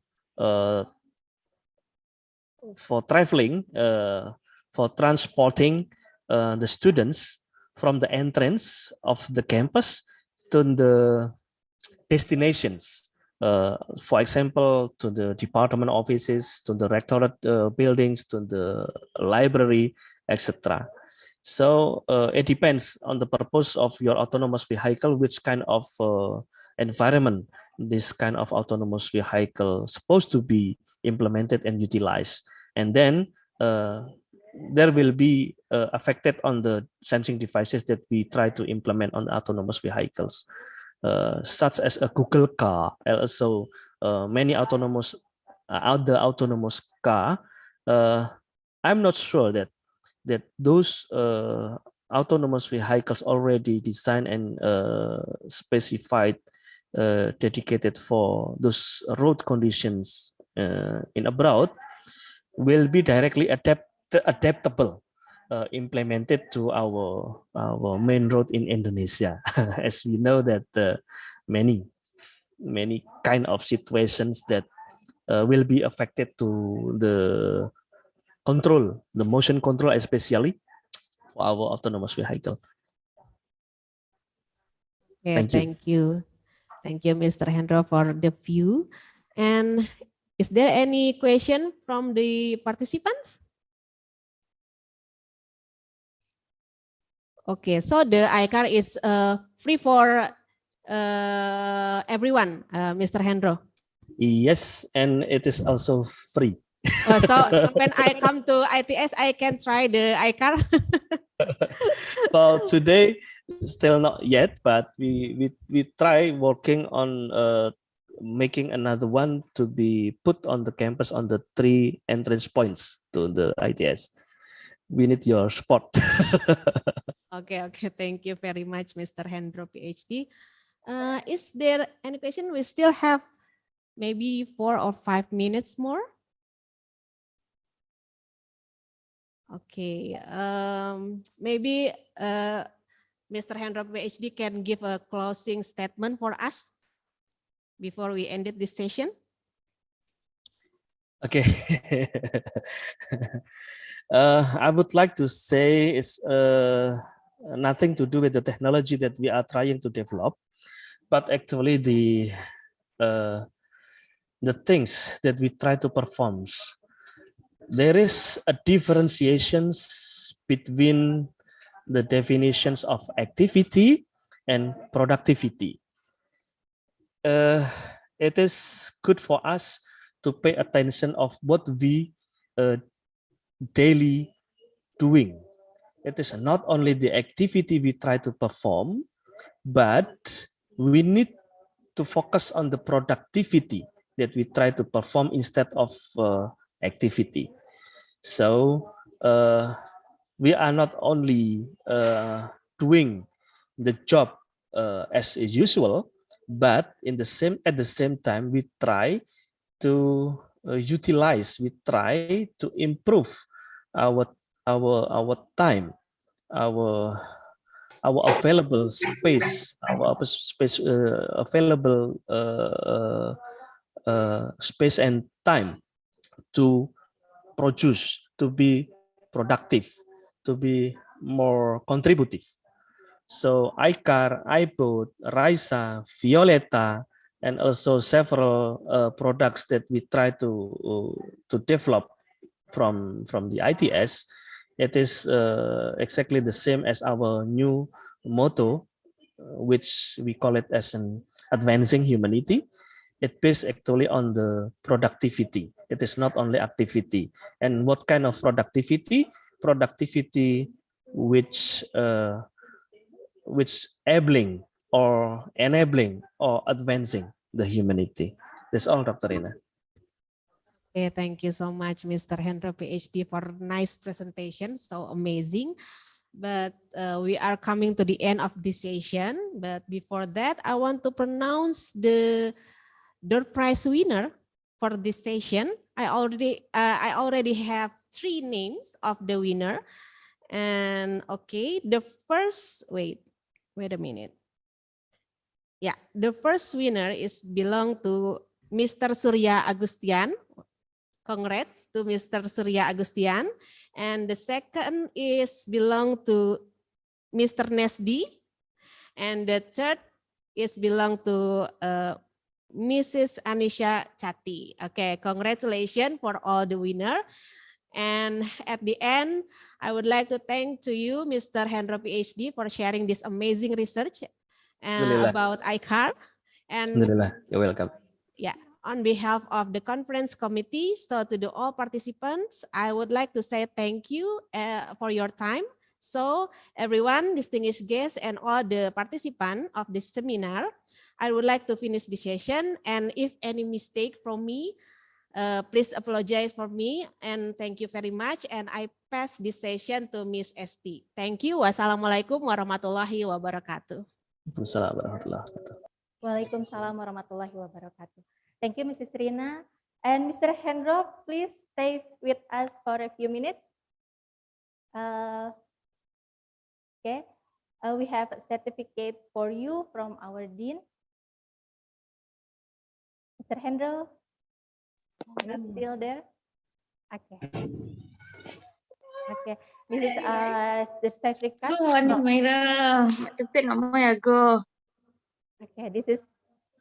Okay, this is certificate for you from our Dean. Thank you for your time and thank you for your presentation. Such an inspiring for us. Thank you, Mr. Hendro. Okay, ladies and gentlemen, next is presentation from the second speaker. This section will be led by Mr. Fitra Lestari, PhD, as a moderator. Mr. Fitra Lestari is currently an associate professor in Industrial Engineering Department and Vice Dean for Academic Affairs in Faculty Science and Technology, UIN Sultan Syarif Kasim Riau. He gained his Bachelor Engineering and Master Engineering in Industrial Engineering from Andalas University and University Technology Malaysia. Then he has continued the PhD project at UTM Malaysia in the field of supply chain relationship in the downstream of the palm oil industry.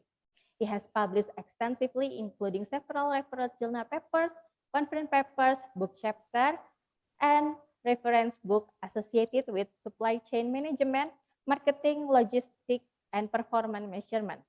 He serves as reviewer, associate editor, and editorial member for several national and international journals. Ladies and gentlemen, please welcome Mr. Fitra Lestari. Thank you very much for the committee. You can hear my voice is very clear. Excuse me. My voice already clear? Very clear. Yes, sir. Okay, thank you very much. Alhamdulillah. Prof. Jaeger already attend in this room. May we know, Prof. Jaeger? Okay. How are you, Prof? Hi. Are you fine, Prof? Yes, I am. Okay, we try to start in the second session, Prof. Okay, thank you very much for all the participants already attends in the second session international webinars. My honorable Prof. Magnus Jaeger. Good morning, Prof. Morning or evening in Germany, Prof? Good morning. Oh, morning, okay. Good morning, Prof. Still early in the morning, yeah. Still in the morning, yeah. Thank you very much. Okay, I also to say thank you very much for the Gunung Jati Bandung and also Win Sultan Syarikat team already collaborate whenever to help in this event. So the second speaker we are Prof Magnus Jaeger. I try to explain his profile. Prof Magnus Jaeger, he did a bachelor under master and also doctor in mechanical engineering. So around 2000 he get a professor in industrial engineering. So amazing, Prof. And also from industrial engineering, Prof. So I want to learning a lot of things from you, inshallah, Prof. Okay. I tried to read his profile. Prof Jaeger also has experience whenever around 12 years in the industry to be the director of plant engineering company in Knoll Wurzburg and also head of different department industrial acting plant engineering company Prosec Knoll Group. Is it true, Prof? Yeah. Around 12 years. Okay. And also Prof have the several expertise in the like the energy and also environmental issue. So Prof also already published a lot of journal publication also related in this field. So we are very happy whenever we can invite Prof Magnus Jaeger to be one of our speaker here. So especially for Win Sultan Syarikat, we have do collaboration with Prof Magnus Jaeger. Still remember, Prof, summer school, Prof, in our university. Yeah, perhaps. That's right, yeah. Yeah. Perhaps one day we try can arrange again, Prof. We want to propose summer school, Prof. After pandemic will be end, Prof. Would be fantastic. I'm looking forward to it. Thank you very much. We also to invite all the member in the UIN Gunung Jati whenever want to propose summer school program with the Prof Magnus Jaeger. Please welcome me, Prof. Okay, in our topic right now, we discuss about entrepreneurship and also sustainability. Whenever we talk about the entrepreneurship, and entrepreneurship goal is we want to do the continuous improvement to get the more benefit. This is the concept of entrepreneurship. And also, whenever we talk about sustainability, the main goal is how we can increase productivity without end, without limit the time. So this is a concept of sustainability. So from entrepreneurship and sustainability, we want to explore more deeply from the Prof Magnus Jaeger. So we have around 50-minute, Prof, to share your experience, share your knowledge related about entrepreneurship and also sustainability. So this is your time, Prof. Please explain for us about entrepreneurship and sustainability. Please, Prof. Thank you very much. I prepared a presentation, yes. And I'm not quite sure whether I can start it now. I just try it.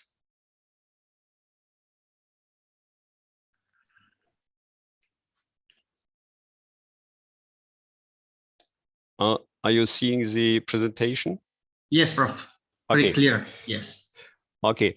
I will talk about a little bit about entrepreneurship in sustainability, and that gives us a lot of applications, and we will find about the applications, and we will talk about these, and it gives us a lot of benefits and as well challenges, and humans are very well prepared for handling challenges. I will just give you a short insight of the content.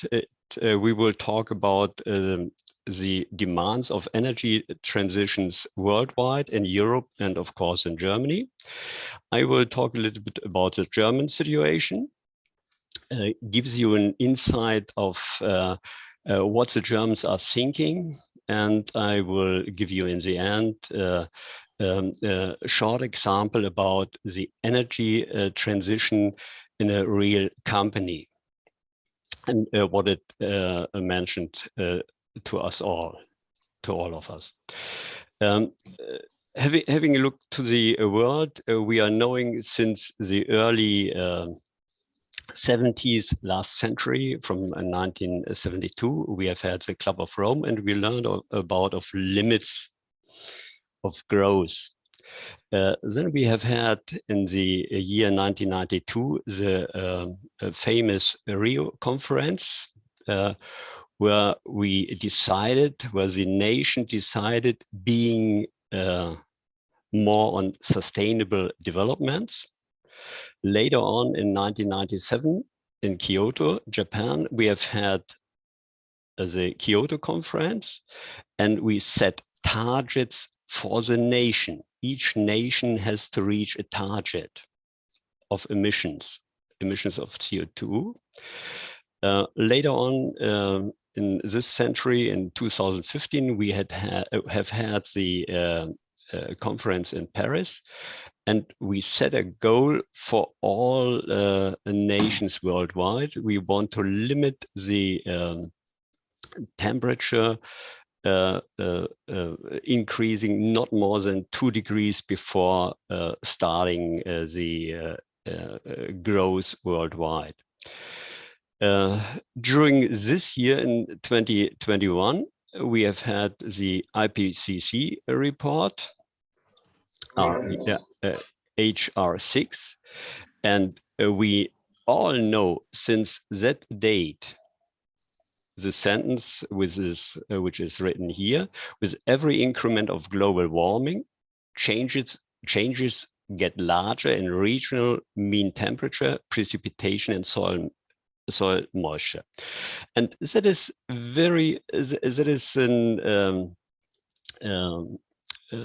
that is a sentence that influences everybody on the world, and we have to reach targets since that moment, latest since that moment. Then we might have a look to the European Union.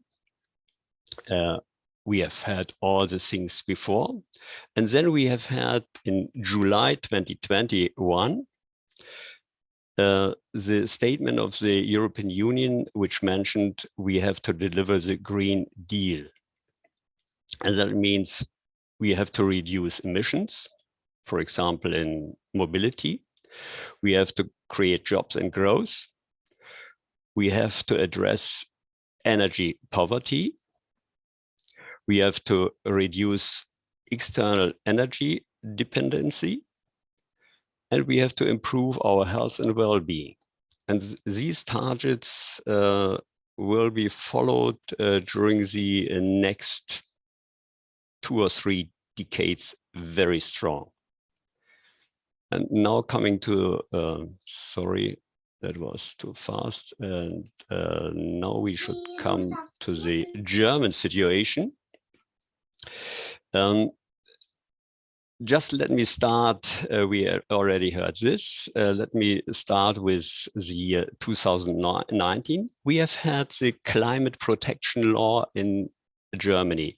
And in this protection law, it was described that we have to reduce our greenhouse gas emissions by 55% related to 1990 until 2030. That is parallel to the emission reduction in Europe, in whole Europe. And we want to be climate neutral until 2050. Then we have a decision from a German court, and we have to renew our protection law, climate protection law. And since this year, we have a reduction by 65% compared 1990 until 2030. And we want to be climate neutral. We want to have climate neutrality until 2045. And that means we have to reduce our emissions by 85%. And at the moment, currently, we have the situation in Germany of forming a new government. And we all, most of the Germans are expecting very ambitious targets against climate change during from this new government. Going back to the situation worldwide, we can calculate, and we know about CO2 emissions per capita from each nation. And I printed out, it's from the source Our World in Data, and I printed out the United States during the last 200 years. I printed out Russia, the red line. I printed out the brown line, China, and I printed out Germany. And we can see, and we might imagine the CO2 emission belongs to the economic situation. We will, or we might imagine that might be during the end of the Second World War. There was a strong impact to the CO2 emission of to Germany. What we can see is we are having during the last 30 years a decreasing emission of CO2 emission in Germany, and we are having an increasing situation in China, and that line ends in 2019. And we are knowing from the current figures, China emits more per capita of CO2 at the moment than Germany, and we are still on the way down. The German situation beginning in 1990 describes a situation of 1,250 million tons per year of CO2 emission. And we have to reduce these emissions by 65% to 2030, and we have to be neutral in 2045. We are at the moment in the situation of having 750 million megagrams per year in the year 2020. We have to reach round about 440 in the year 2030. That means we have to reduce 300 million tons of CO2 emissions during 10 years. And that means around about 30 million per year. And this is comparable. We are having around about 80 million people living in Germany. That means each person has to reduce his personal CO2 emission by 400 kilogram per year. In the first year, 400 kilogram less. In the next year, 800. In the next 1,200. And 400 kilograms is equivalent to 160 liters of diesel per year. It depends on your car. It depends on your car, how big it is. But in the end, you will find out nobody is able just to reduce the CO2 emission, just reducing his consumption of fuel. Mobility is just a small part. That means each sector, industry sector, or energy sector, industry sector, building, mobility, and agriculture has to do a lot of effort. And that is what at the moment no one can really understand. We are having targets and we will reach the targets. And we are having the situation of electricity production in Germany. That is the yellow one is from the renewables. We are having a little bit oil in the electricity production. We are having a lot of natural gas. That is a green area. Then we are having the nuclear sector. And I would like to describe a situation. We are having different lines here, 1998, and we are having 2008. And we really and we easily might find out we are having as well the year 2011. And looking to the big sector of nuclear energy, we reduced this amount of energy coming from nuclear energy year by year, and especially starting in 2011. And we are now at a point where we reduce it again during this year dramatically by the half, and we will reduce it again to 0 in the next year. And then we are having as well hard coal, and we are having the typical soft coal lignite, still delivering a lot of energy.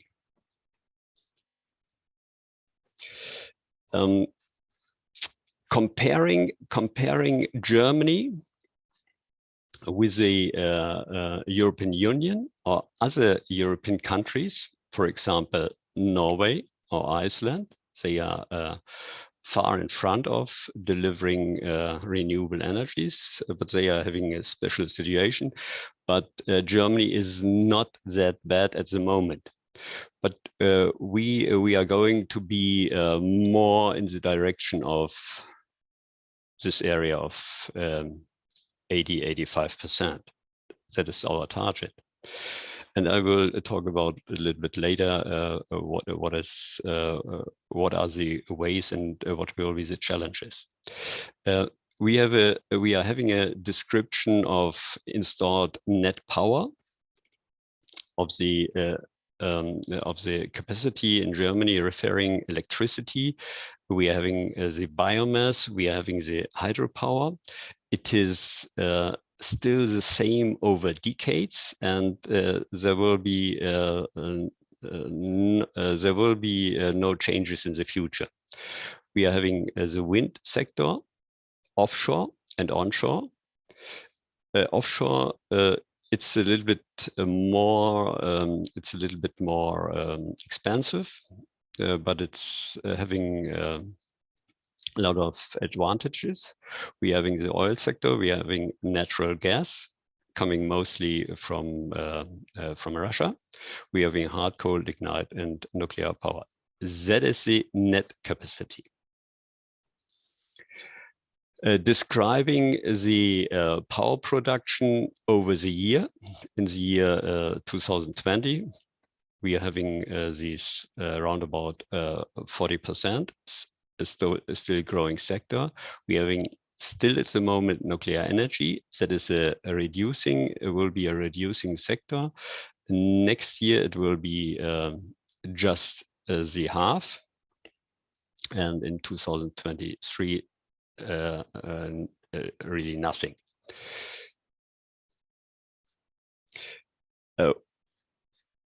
It is interesting in knowing about the energy consumption by consumer groups, and that is traditionally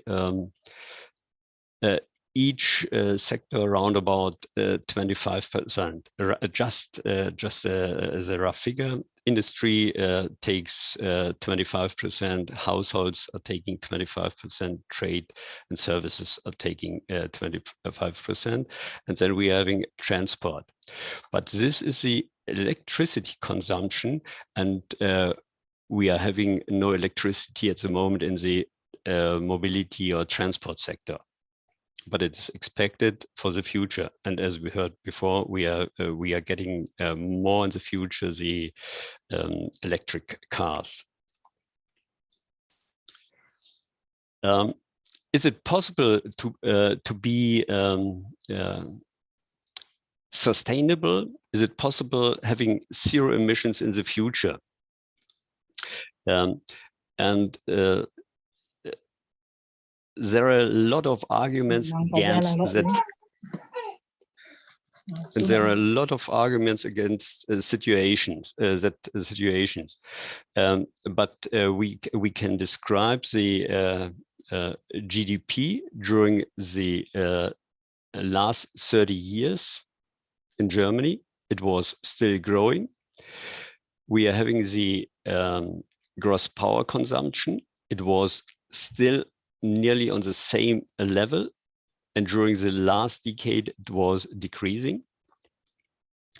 We are having the primary energy consumption, which is important. It was decreasing during the last decades.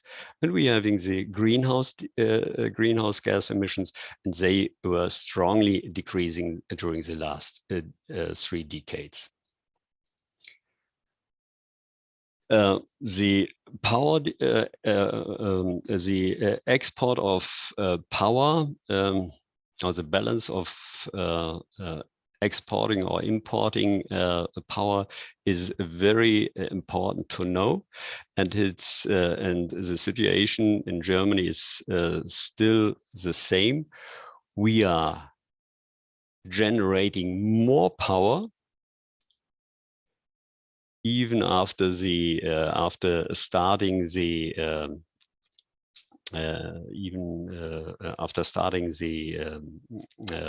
growing of renewable energies. We are producing more energy than we are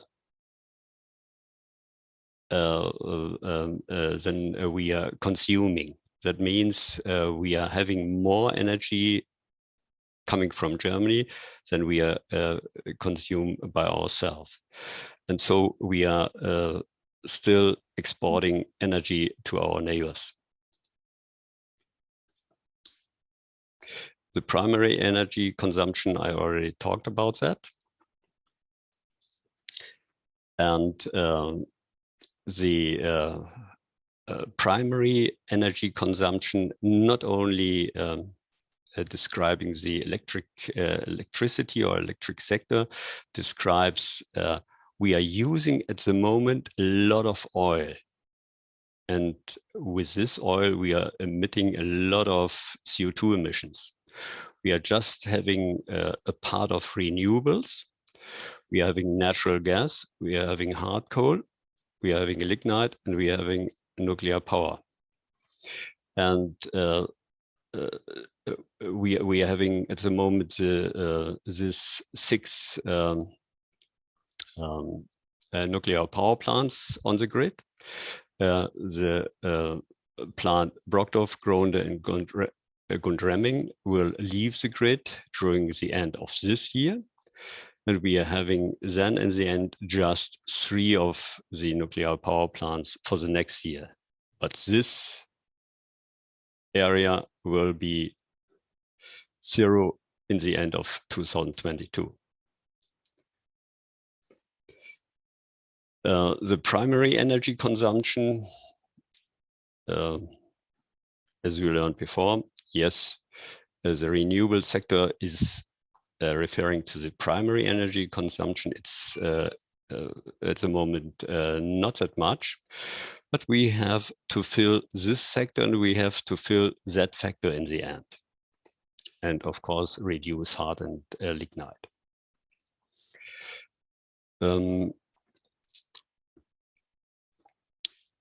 Final energy consumption, consumer groups, transport, trade and services, households and industry. We are knowing this. This is a picture with each sector needs around about 25% of energy. And then we have to know which sector uses which kind of energy. Is it electricity, CO2 neutral? Does it come from renewable energies?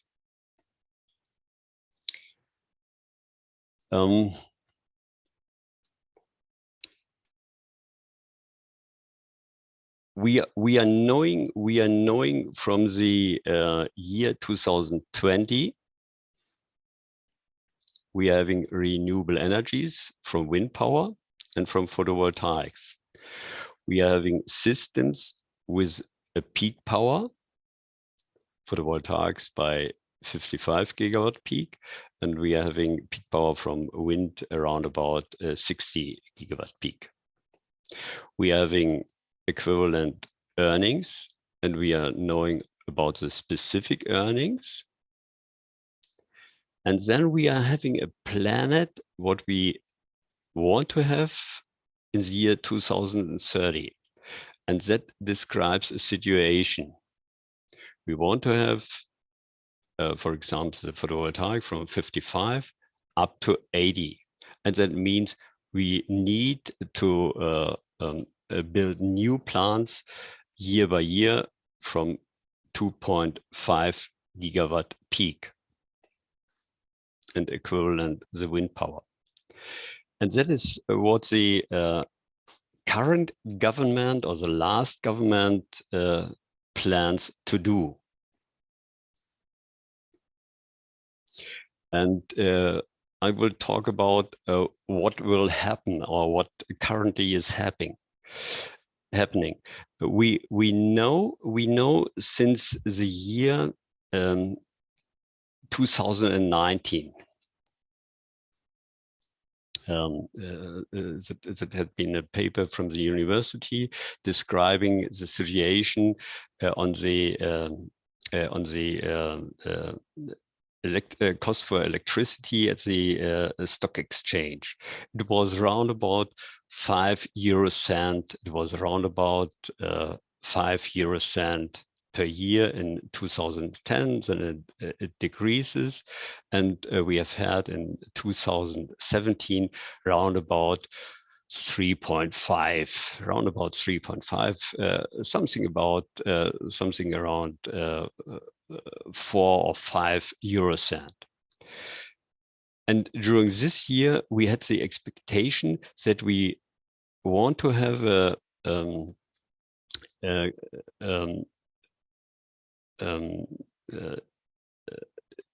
peak power from photovoltaics and from wind, which is not that much growing. And that was the target of having the normal expansion of renewable energies. That was a decision made by the old government. And then we are having ideas if we would double the continuous growth of renewable energies, or we do it not double, but threefold. And we have had simulation. We are now in the year or in the situation we are having currently stock exchange prices for electricity around about 10 euro cent. We are just at that point, and we are expecting during the next 2 years that we will have that we are having an increasing stock exchange prices for electricity of around about 13 to 14 euro cent per kilowatt hour. And after that time, it will decrease again a little bit. But I think the next government will start a rapid growing of renewable energies, and that means we can slow down the increasing cost for electricity, not during the next 2 years, but again we will have a strong decreasing effect of mean cost for electricity during the next year, and during the end of this century, we are having again electricity cost lower than 5 euro cent at the stock exchange, and that is our target that we want to reach, and that is the background of decisions of companies and in the end of entrepreneurs. Since the last year, we are as well assisted by a tax. People normally say tax is bad. I think in some areas it's very necessary having a tax and having a good tax. And that means a CO2 tax, which is valid in Germany since this year. We have to pay 25 euros per megagram of CO2, which is emitted by cars or by gas in households. And it increases to 30 euros per megagram. In 2030, we are having as well 30 euros. In 24, we are having 45. And in 2025, in 3 years, we are having 55 euros. And it is expected that we are having a strong growing price for electricity in the year of starting, it might be 2026 or 2027, and it will grow to more than 100 euro per megagram of CO2. And this describes the situation of the current fuel, diesel, petrol, fuel oil, or natural gas. We are having in the year 2025, 8 cents more per liter to pay. And it will be in the year 2025, 17.6 cents per liter that each user has to pay, and equivalent with the other fuels. And we can expect we have to pay more than 30 euro cents per liter of fuel when we are reaching the year 2026. And that is what I mentioned with setting targets, and when you know about, you can easily handle it.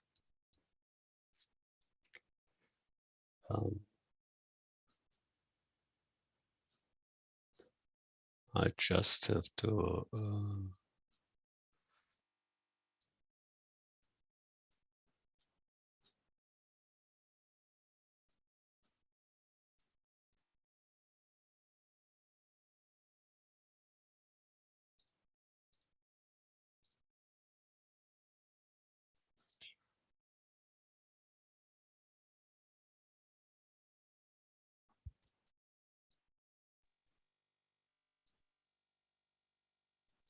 Okay. Yes, Prof. You can continue, Prof. Yeah. I had some other points on my screen. Coming to the company Strobel Kuartzant. That company is a family-owned company. It starts his business in 1876. It was a company who produces sand. And after the Second World War in 1950, they are expanding the sand production. There had been a lot of building efforts to do, and they started as well with sand drying in a rotary kiln, and they used gas. In the year 2011, they started with their own power production, and they produced power and heat from a gas-fired combined heat and power plant.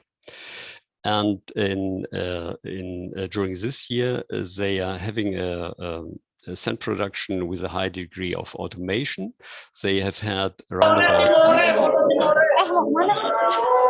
70 employees, and they run the business during 6,000 operating hours a year. And this company is owned in the 4th generation. Their products are construction chemistry, just for the building industry, building products. They are delivering sands for the foundry industry.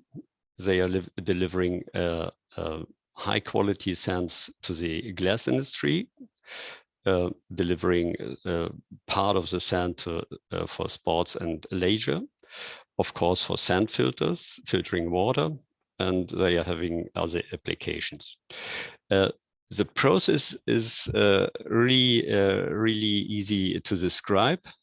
They're having a wet treatment step, and they are having a dry treatment step. The dry treatment step, they are using a lot of thermal energy. And that is described by this situation. They are having a total production of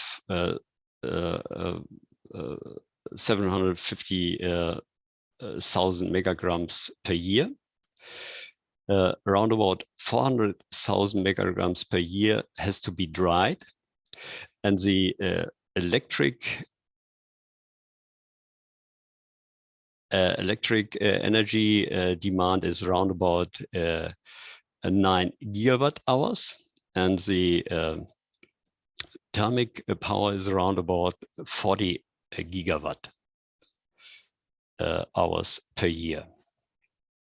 And around about 75% of that is needed for drying. The thermic energy comes from natural gas, and looking to the cost of natural gas during the last year, we have had the year 2014 when we had the problem with the Crimea. After that occupation, the price for natural gas goes rapidly down because of international actions. It was a big loss for Russia, but at the moment the prices in the year 2021 and 22, the prices are strongly going up.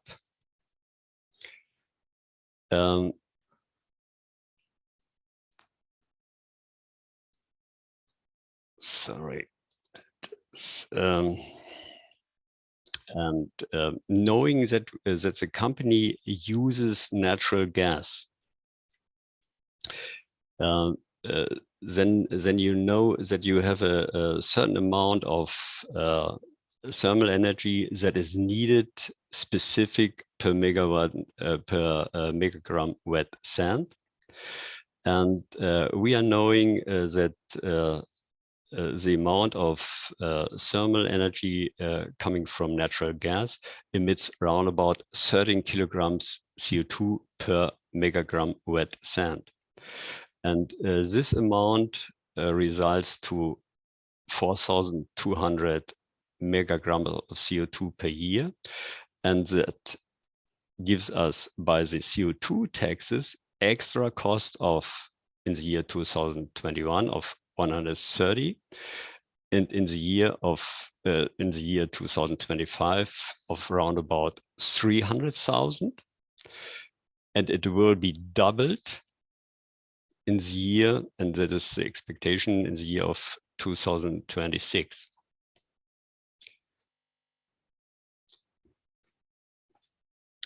Sorry.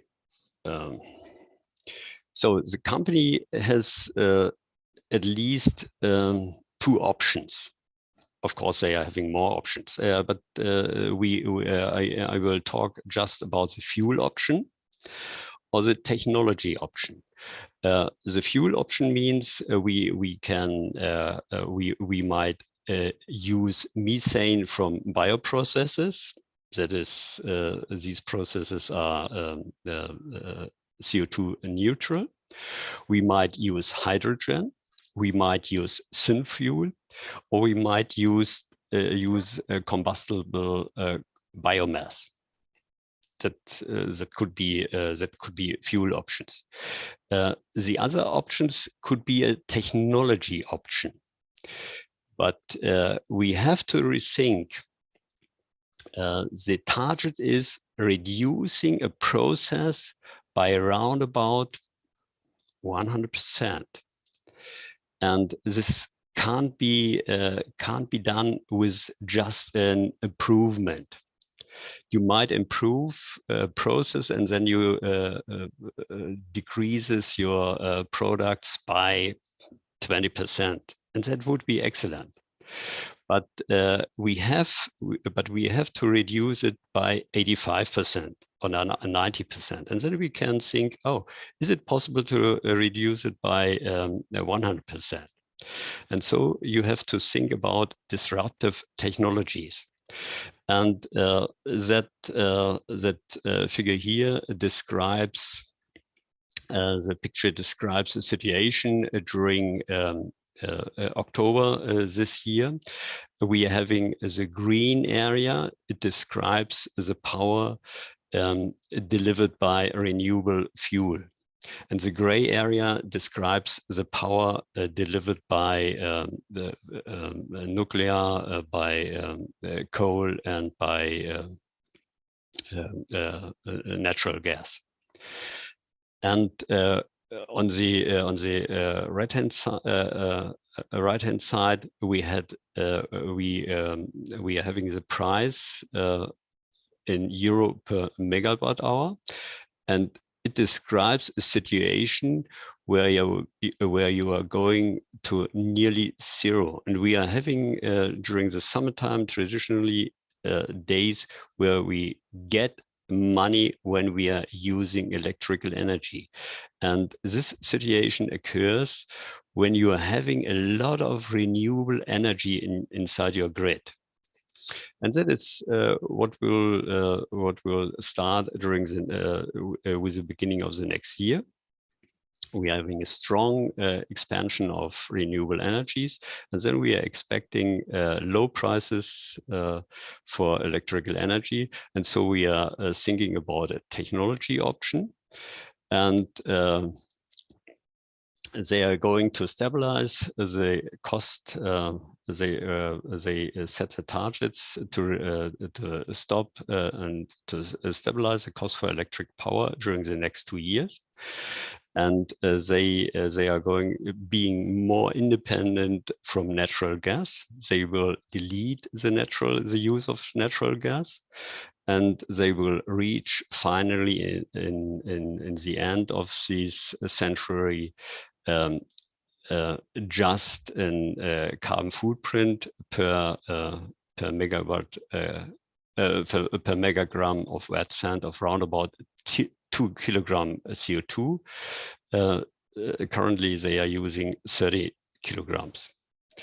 And then they have stabilized price for the electric power, which is less than the prices today. And these are the targets for them. And they got consulted by us during the last 10 years. And I think they are on a good way of reaching the targets of being neutral during the end of this decade. And they will be CO2 neutral before 2045. They will reach this goal in 2030. Thank you for the attention, and I'm ready for asking your questions. Okay, thank you very much for the Prof. Jaeger. It is an interesting topic whenever we talk about the entrepreneurship in sustainability. So we allow all the participants, if you want to ask some question, you can direct us ask question, and also you can write or type your question in our chat box. We try to read one by one. If you want to use Indonesian language, it's no problem. I think we try to translate and also we try to explain in Prof. Jaeger. Is it possible, Prof? We can try use Yes, Indonesian of language. course. Of course.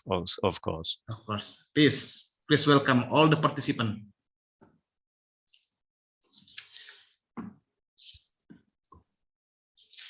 Anyone?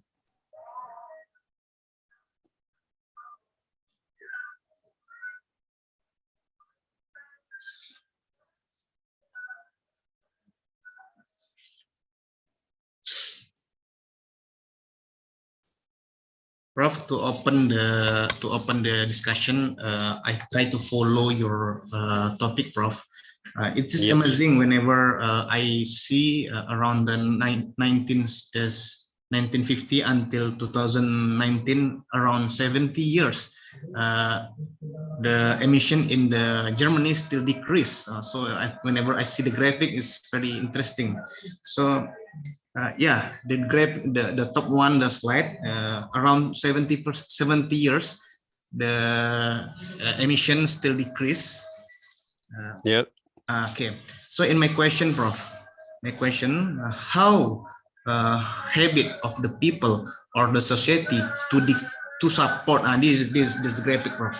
So whenever I try to compare with another country like US country, Russian, Chinese, also German, they decrease CO2 emission per capita. So may I know how about the habit or the people usually do to support in this policy, Prof, in Germany?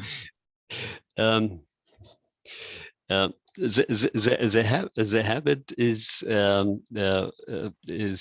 understandable. It might be the same like in Indonesia. No one cares about the environment, and no one cares about his neighbor. People just think I'm the important person, and I'm having the right to use everything. Okay. And I think whenever I'm in a foreign country, I'm thinking humans are worldwide the same. No one cares about. Just follow anything. the policy, Prof. And that's why you have to set targets, and you have to set prices, and taxes are not that bad. And I assist the situation when you are having targets and when you are having taxes, then you are giving the humans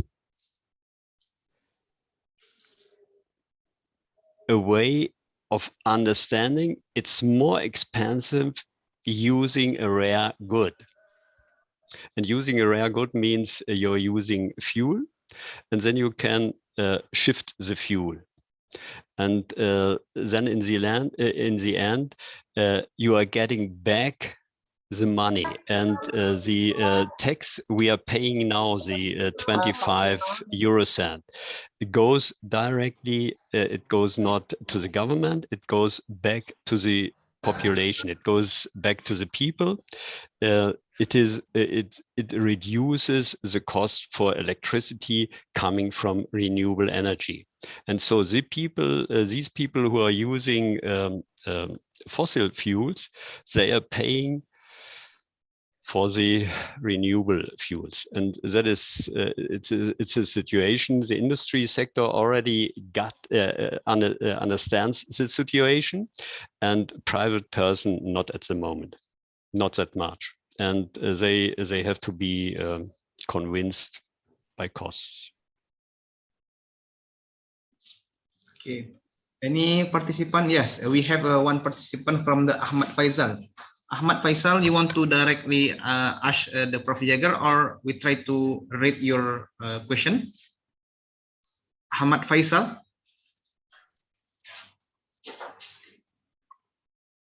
Okay, Prof. I try to read the question from the Ahmad Faisal, Prof. What do you think about the role of nuclear electricity in reduction emission, Prof? Nuclear electricity, Prof, in reduction. I understood the question. Years before I started my study at the Technical University in Hanover, and my doctor work was made on decommissioning nuclear power plants. It was more under the PhD was more done under aspects of having service, traditional service for nuclear power plants. That had been the early 80s last century. And I worked in this field for around about 15 years. And during that time, I recognized it is nuclear energy is very expensive. It is very expensive. Which is understood at the moment by a lot of nations. You are having advantages. You are getting a nuclear fuel that you might use for nuclear bombs. That some people would say it is a big advantage.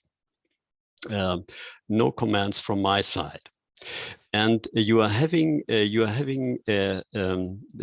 the end a lot of nuclear waste coming from each nuclear plant, and we are fighting hard since more than 40 years, finding a storage system for the nuclear waste produced during the last 50 years in Germany. And what I know from the moment is we won't find a solution which is satisfying every person in Germany. And I'm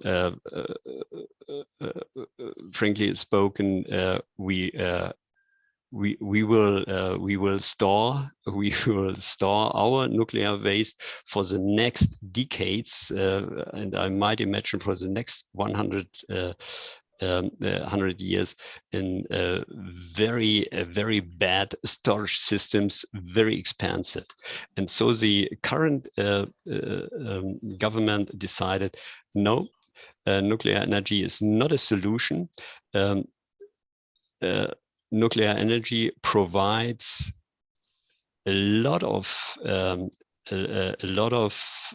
problems in the future, and it is much more cheaper using renewable energy. And that is the German way how we are thinking and how we are acting.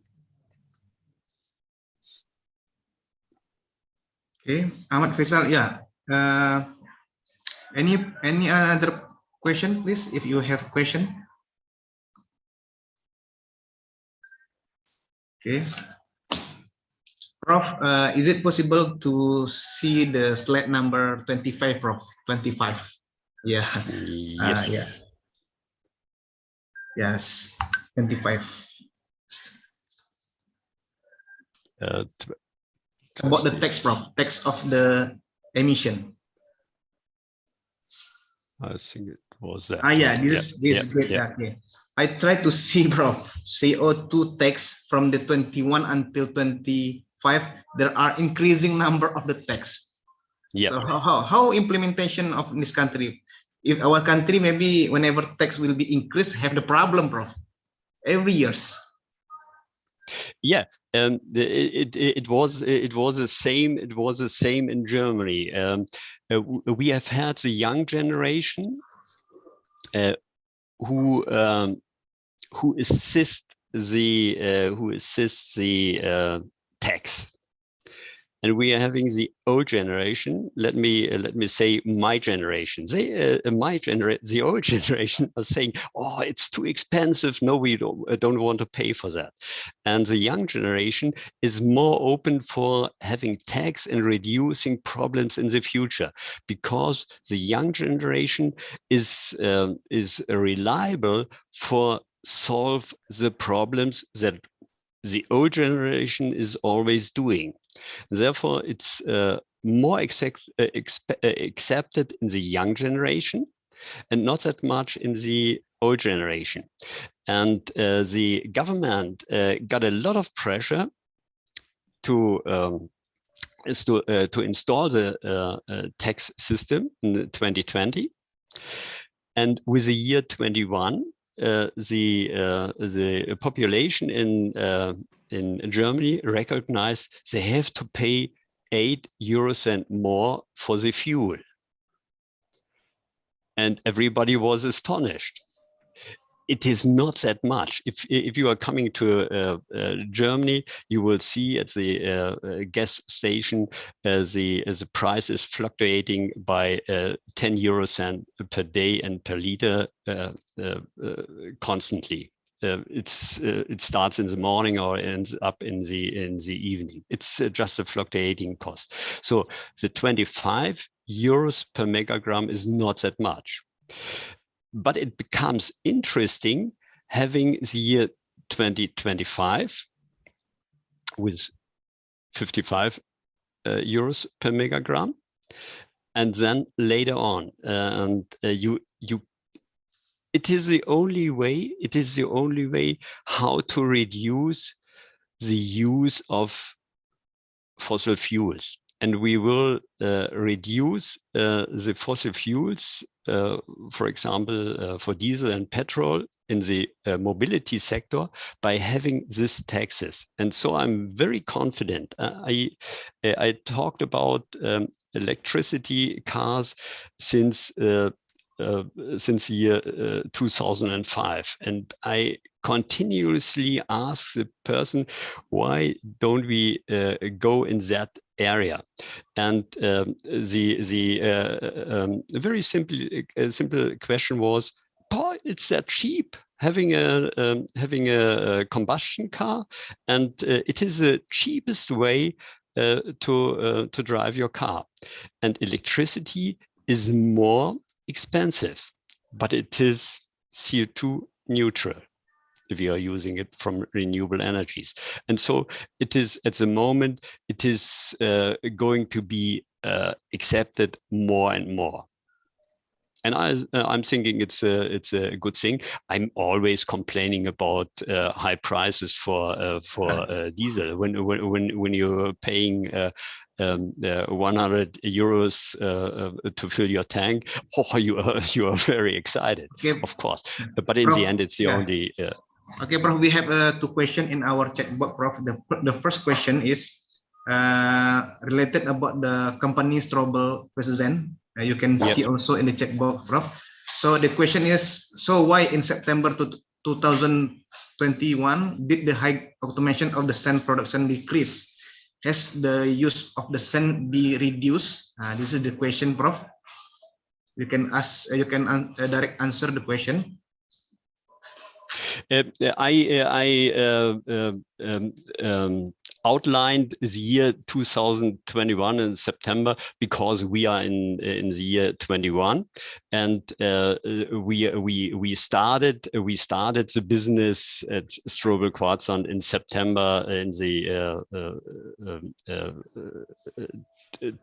around about 200 years ago, and it was the automation process was still very high in 2005 and 2006, and the company, it is just a figure, and the year is just a figure, and the company is constantly trying to reduce their costs and the emissions. And with the year 2021, it becomes very obvious that they have to pay more money for tax, for the CO2 tax, and then they have to reduce the use of natural gas.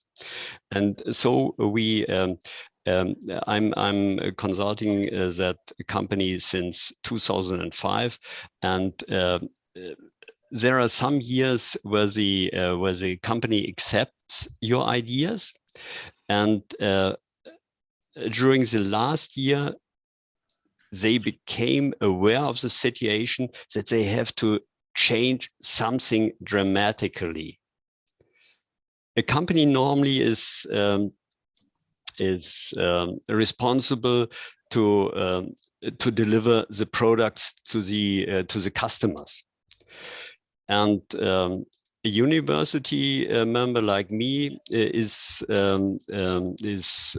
responsible for looking to the future, knowing what will happen in the next 10 or 20 years. And that is my task. And so I'm doing that consulting business, describing a situation at the moment and describing expected situation in the near future.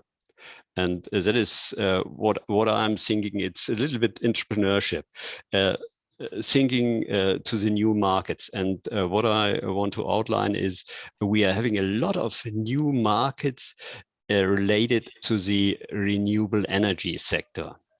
And a lot of companies not aware about the situation, and the situation have to change dramatically, and it will change dramatically, and therefore you have to think about disruptive technologies as well.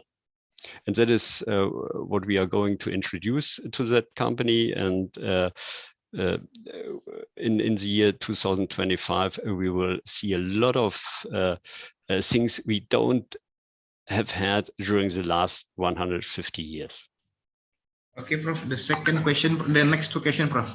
Do nuclear gas reduce greenhouse gas emission, and how to reduce greenhouse gas emission? Instead of oil, natural gas is good. There are around about 20% less of greenhouse gas emissions. But looking to the total chain of natural gas, you will find out it is worth using natural gas. So you have to reduce natural gas during the next decade. It is better using natural gas than oil, but it is better using renewable energies than natural gas. And that is what you have to understand. And that is what we are doing during the next 5 to 10 years in Germany. Okay, thank you, Prof. We have also another question from the Irma Suryani. Is it possible Irma Suryani directly ask the Prof Jaeger?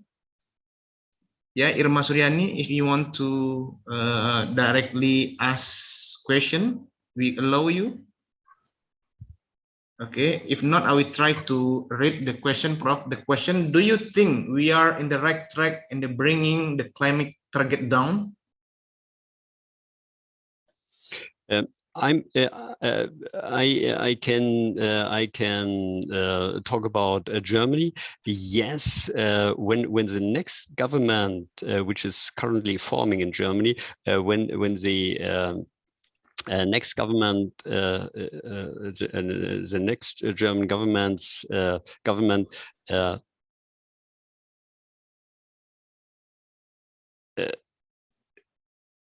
is setting the targets like I talked before, increasing the renewable energies threefold against the current situation, then we are on the right track, and then we are easily will reach our targets, being neutral until 2045. I know from a lot of nations they are not on the right track. They are not on the right track. For example, if China is still going up, it is ridiculous for such a big country, and but each nation has to reduce it by themselves. So I would say Germany can come back on a good track with a new government. It would be not possible with the old government. Had been too many old guys in the government, but we are getting a refreshment, and that is good. Okay, thank you, Prof. Okay, this is have the last question, Prof, or last statement for us.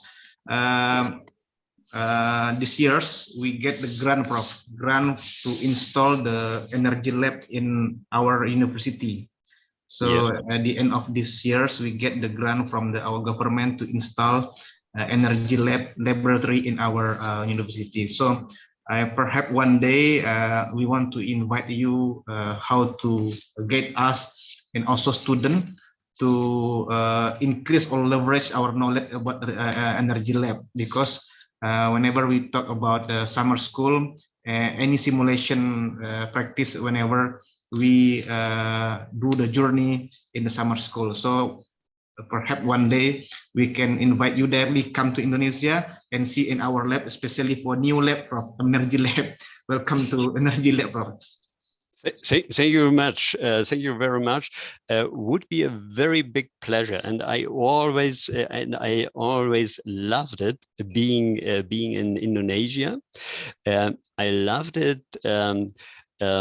Talking and discussing with the very interested young generation, and I always found it very refreshing doing these activities of summer schools.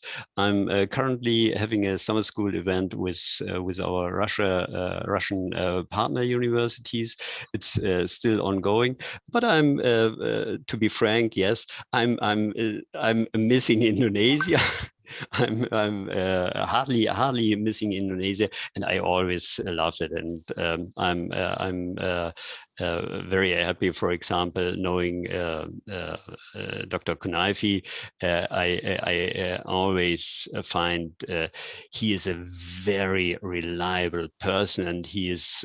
We know each other since more than 10 years, and I'm thinking. A good person you're having at the university, and a very reliable person, and he's very eager to improve situations related to the energy sector. And I know he's as well what I learned, he's as well a good family father. Thank you, Prof. Prof. Magnus Jaeger.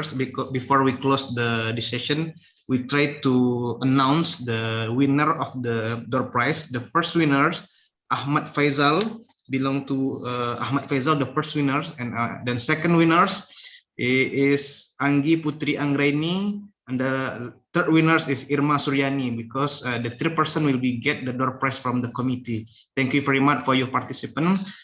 From the Prof. Jaeger, Prof, I give you to talk about the closing statement, Prof, about our topic, Prof. This is your time, Prof. Closing statement. Thank you for that.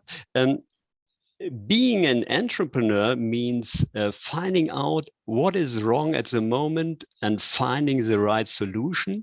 And there are a lot of topics than the young generation can grab and improve, and try to find disruptive technologies, try to find very disruptive things to improve and make a better future for us, for all of us. Thank you very much. Thank you, Prof. Jaeger. We are represent from the committees. Want to say thank you very much for your time, also for your knowledge, for your topic today. We hope one day we can do the collaboration in the future. Thank you very much for all the participants. Thank you very much. Also, thank you. Thank you very much also to wait until the second session.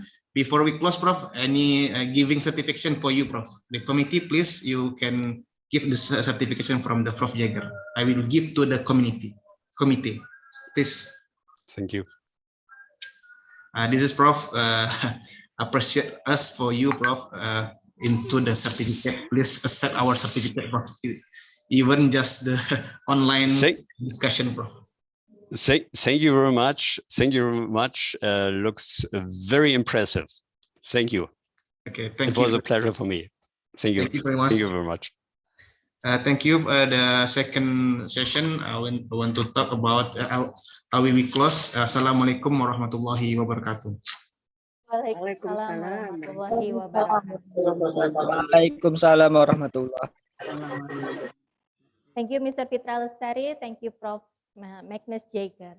Alhamdulillahirabbil alamin. We have finished our event today. To all of the audience, don't forget to fill attendance form and make sure you put your email right, because the certificate will be sent to your email. The attendance form will be available until 4:30 p.m. today. Before closing, pergi ke laut mencari ikan. Keluarga menunggu penuh harapan. Mohon maaf atas segala kesalahan dan sampai jumpa di lain kesempatan. Thank you very much for today. See you next time. Wassalamualaikum warahmatullahi wabarakatuh. Waalaikumsalam warahmatullahi wabarakatuh.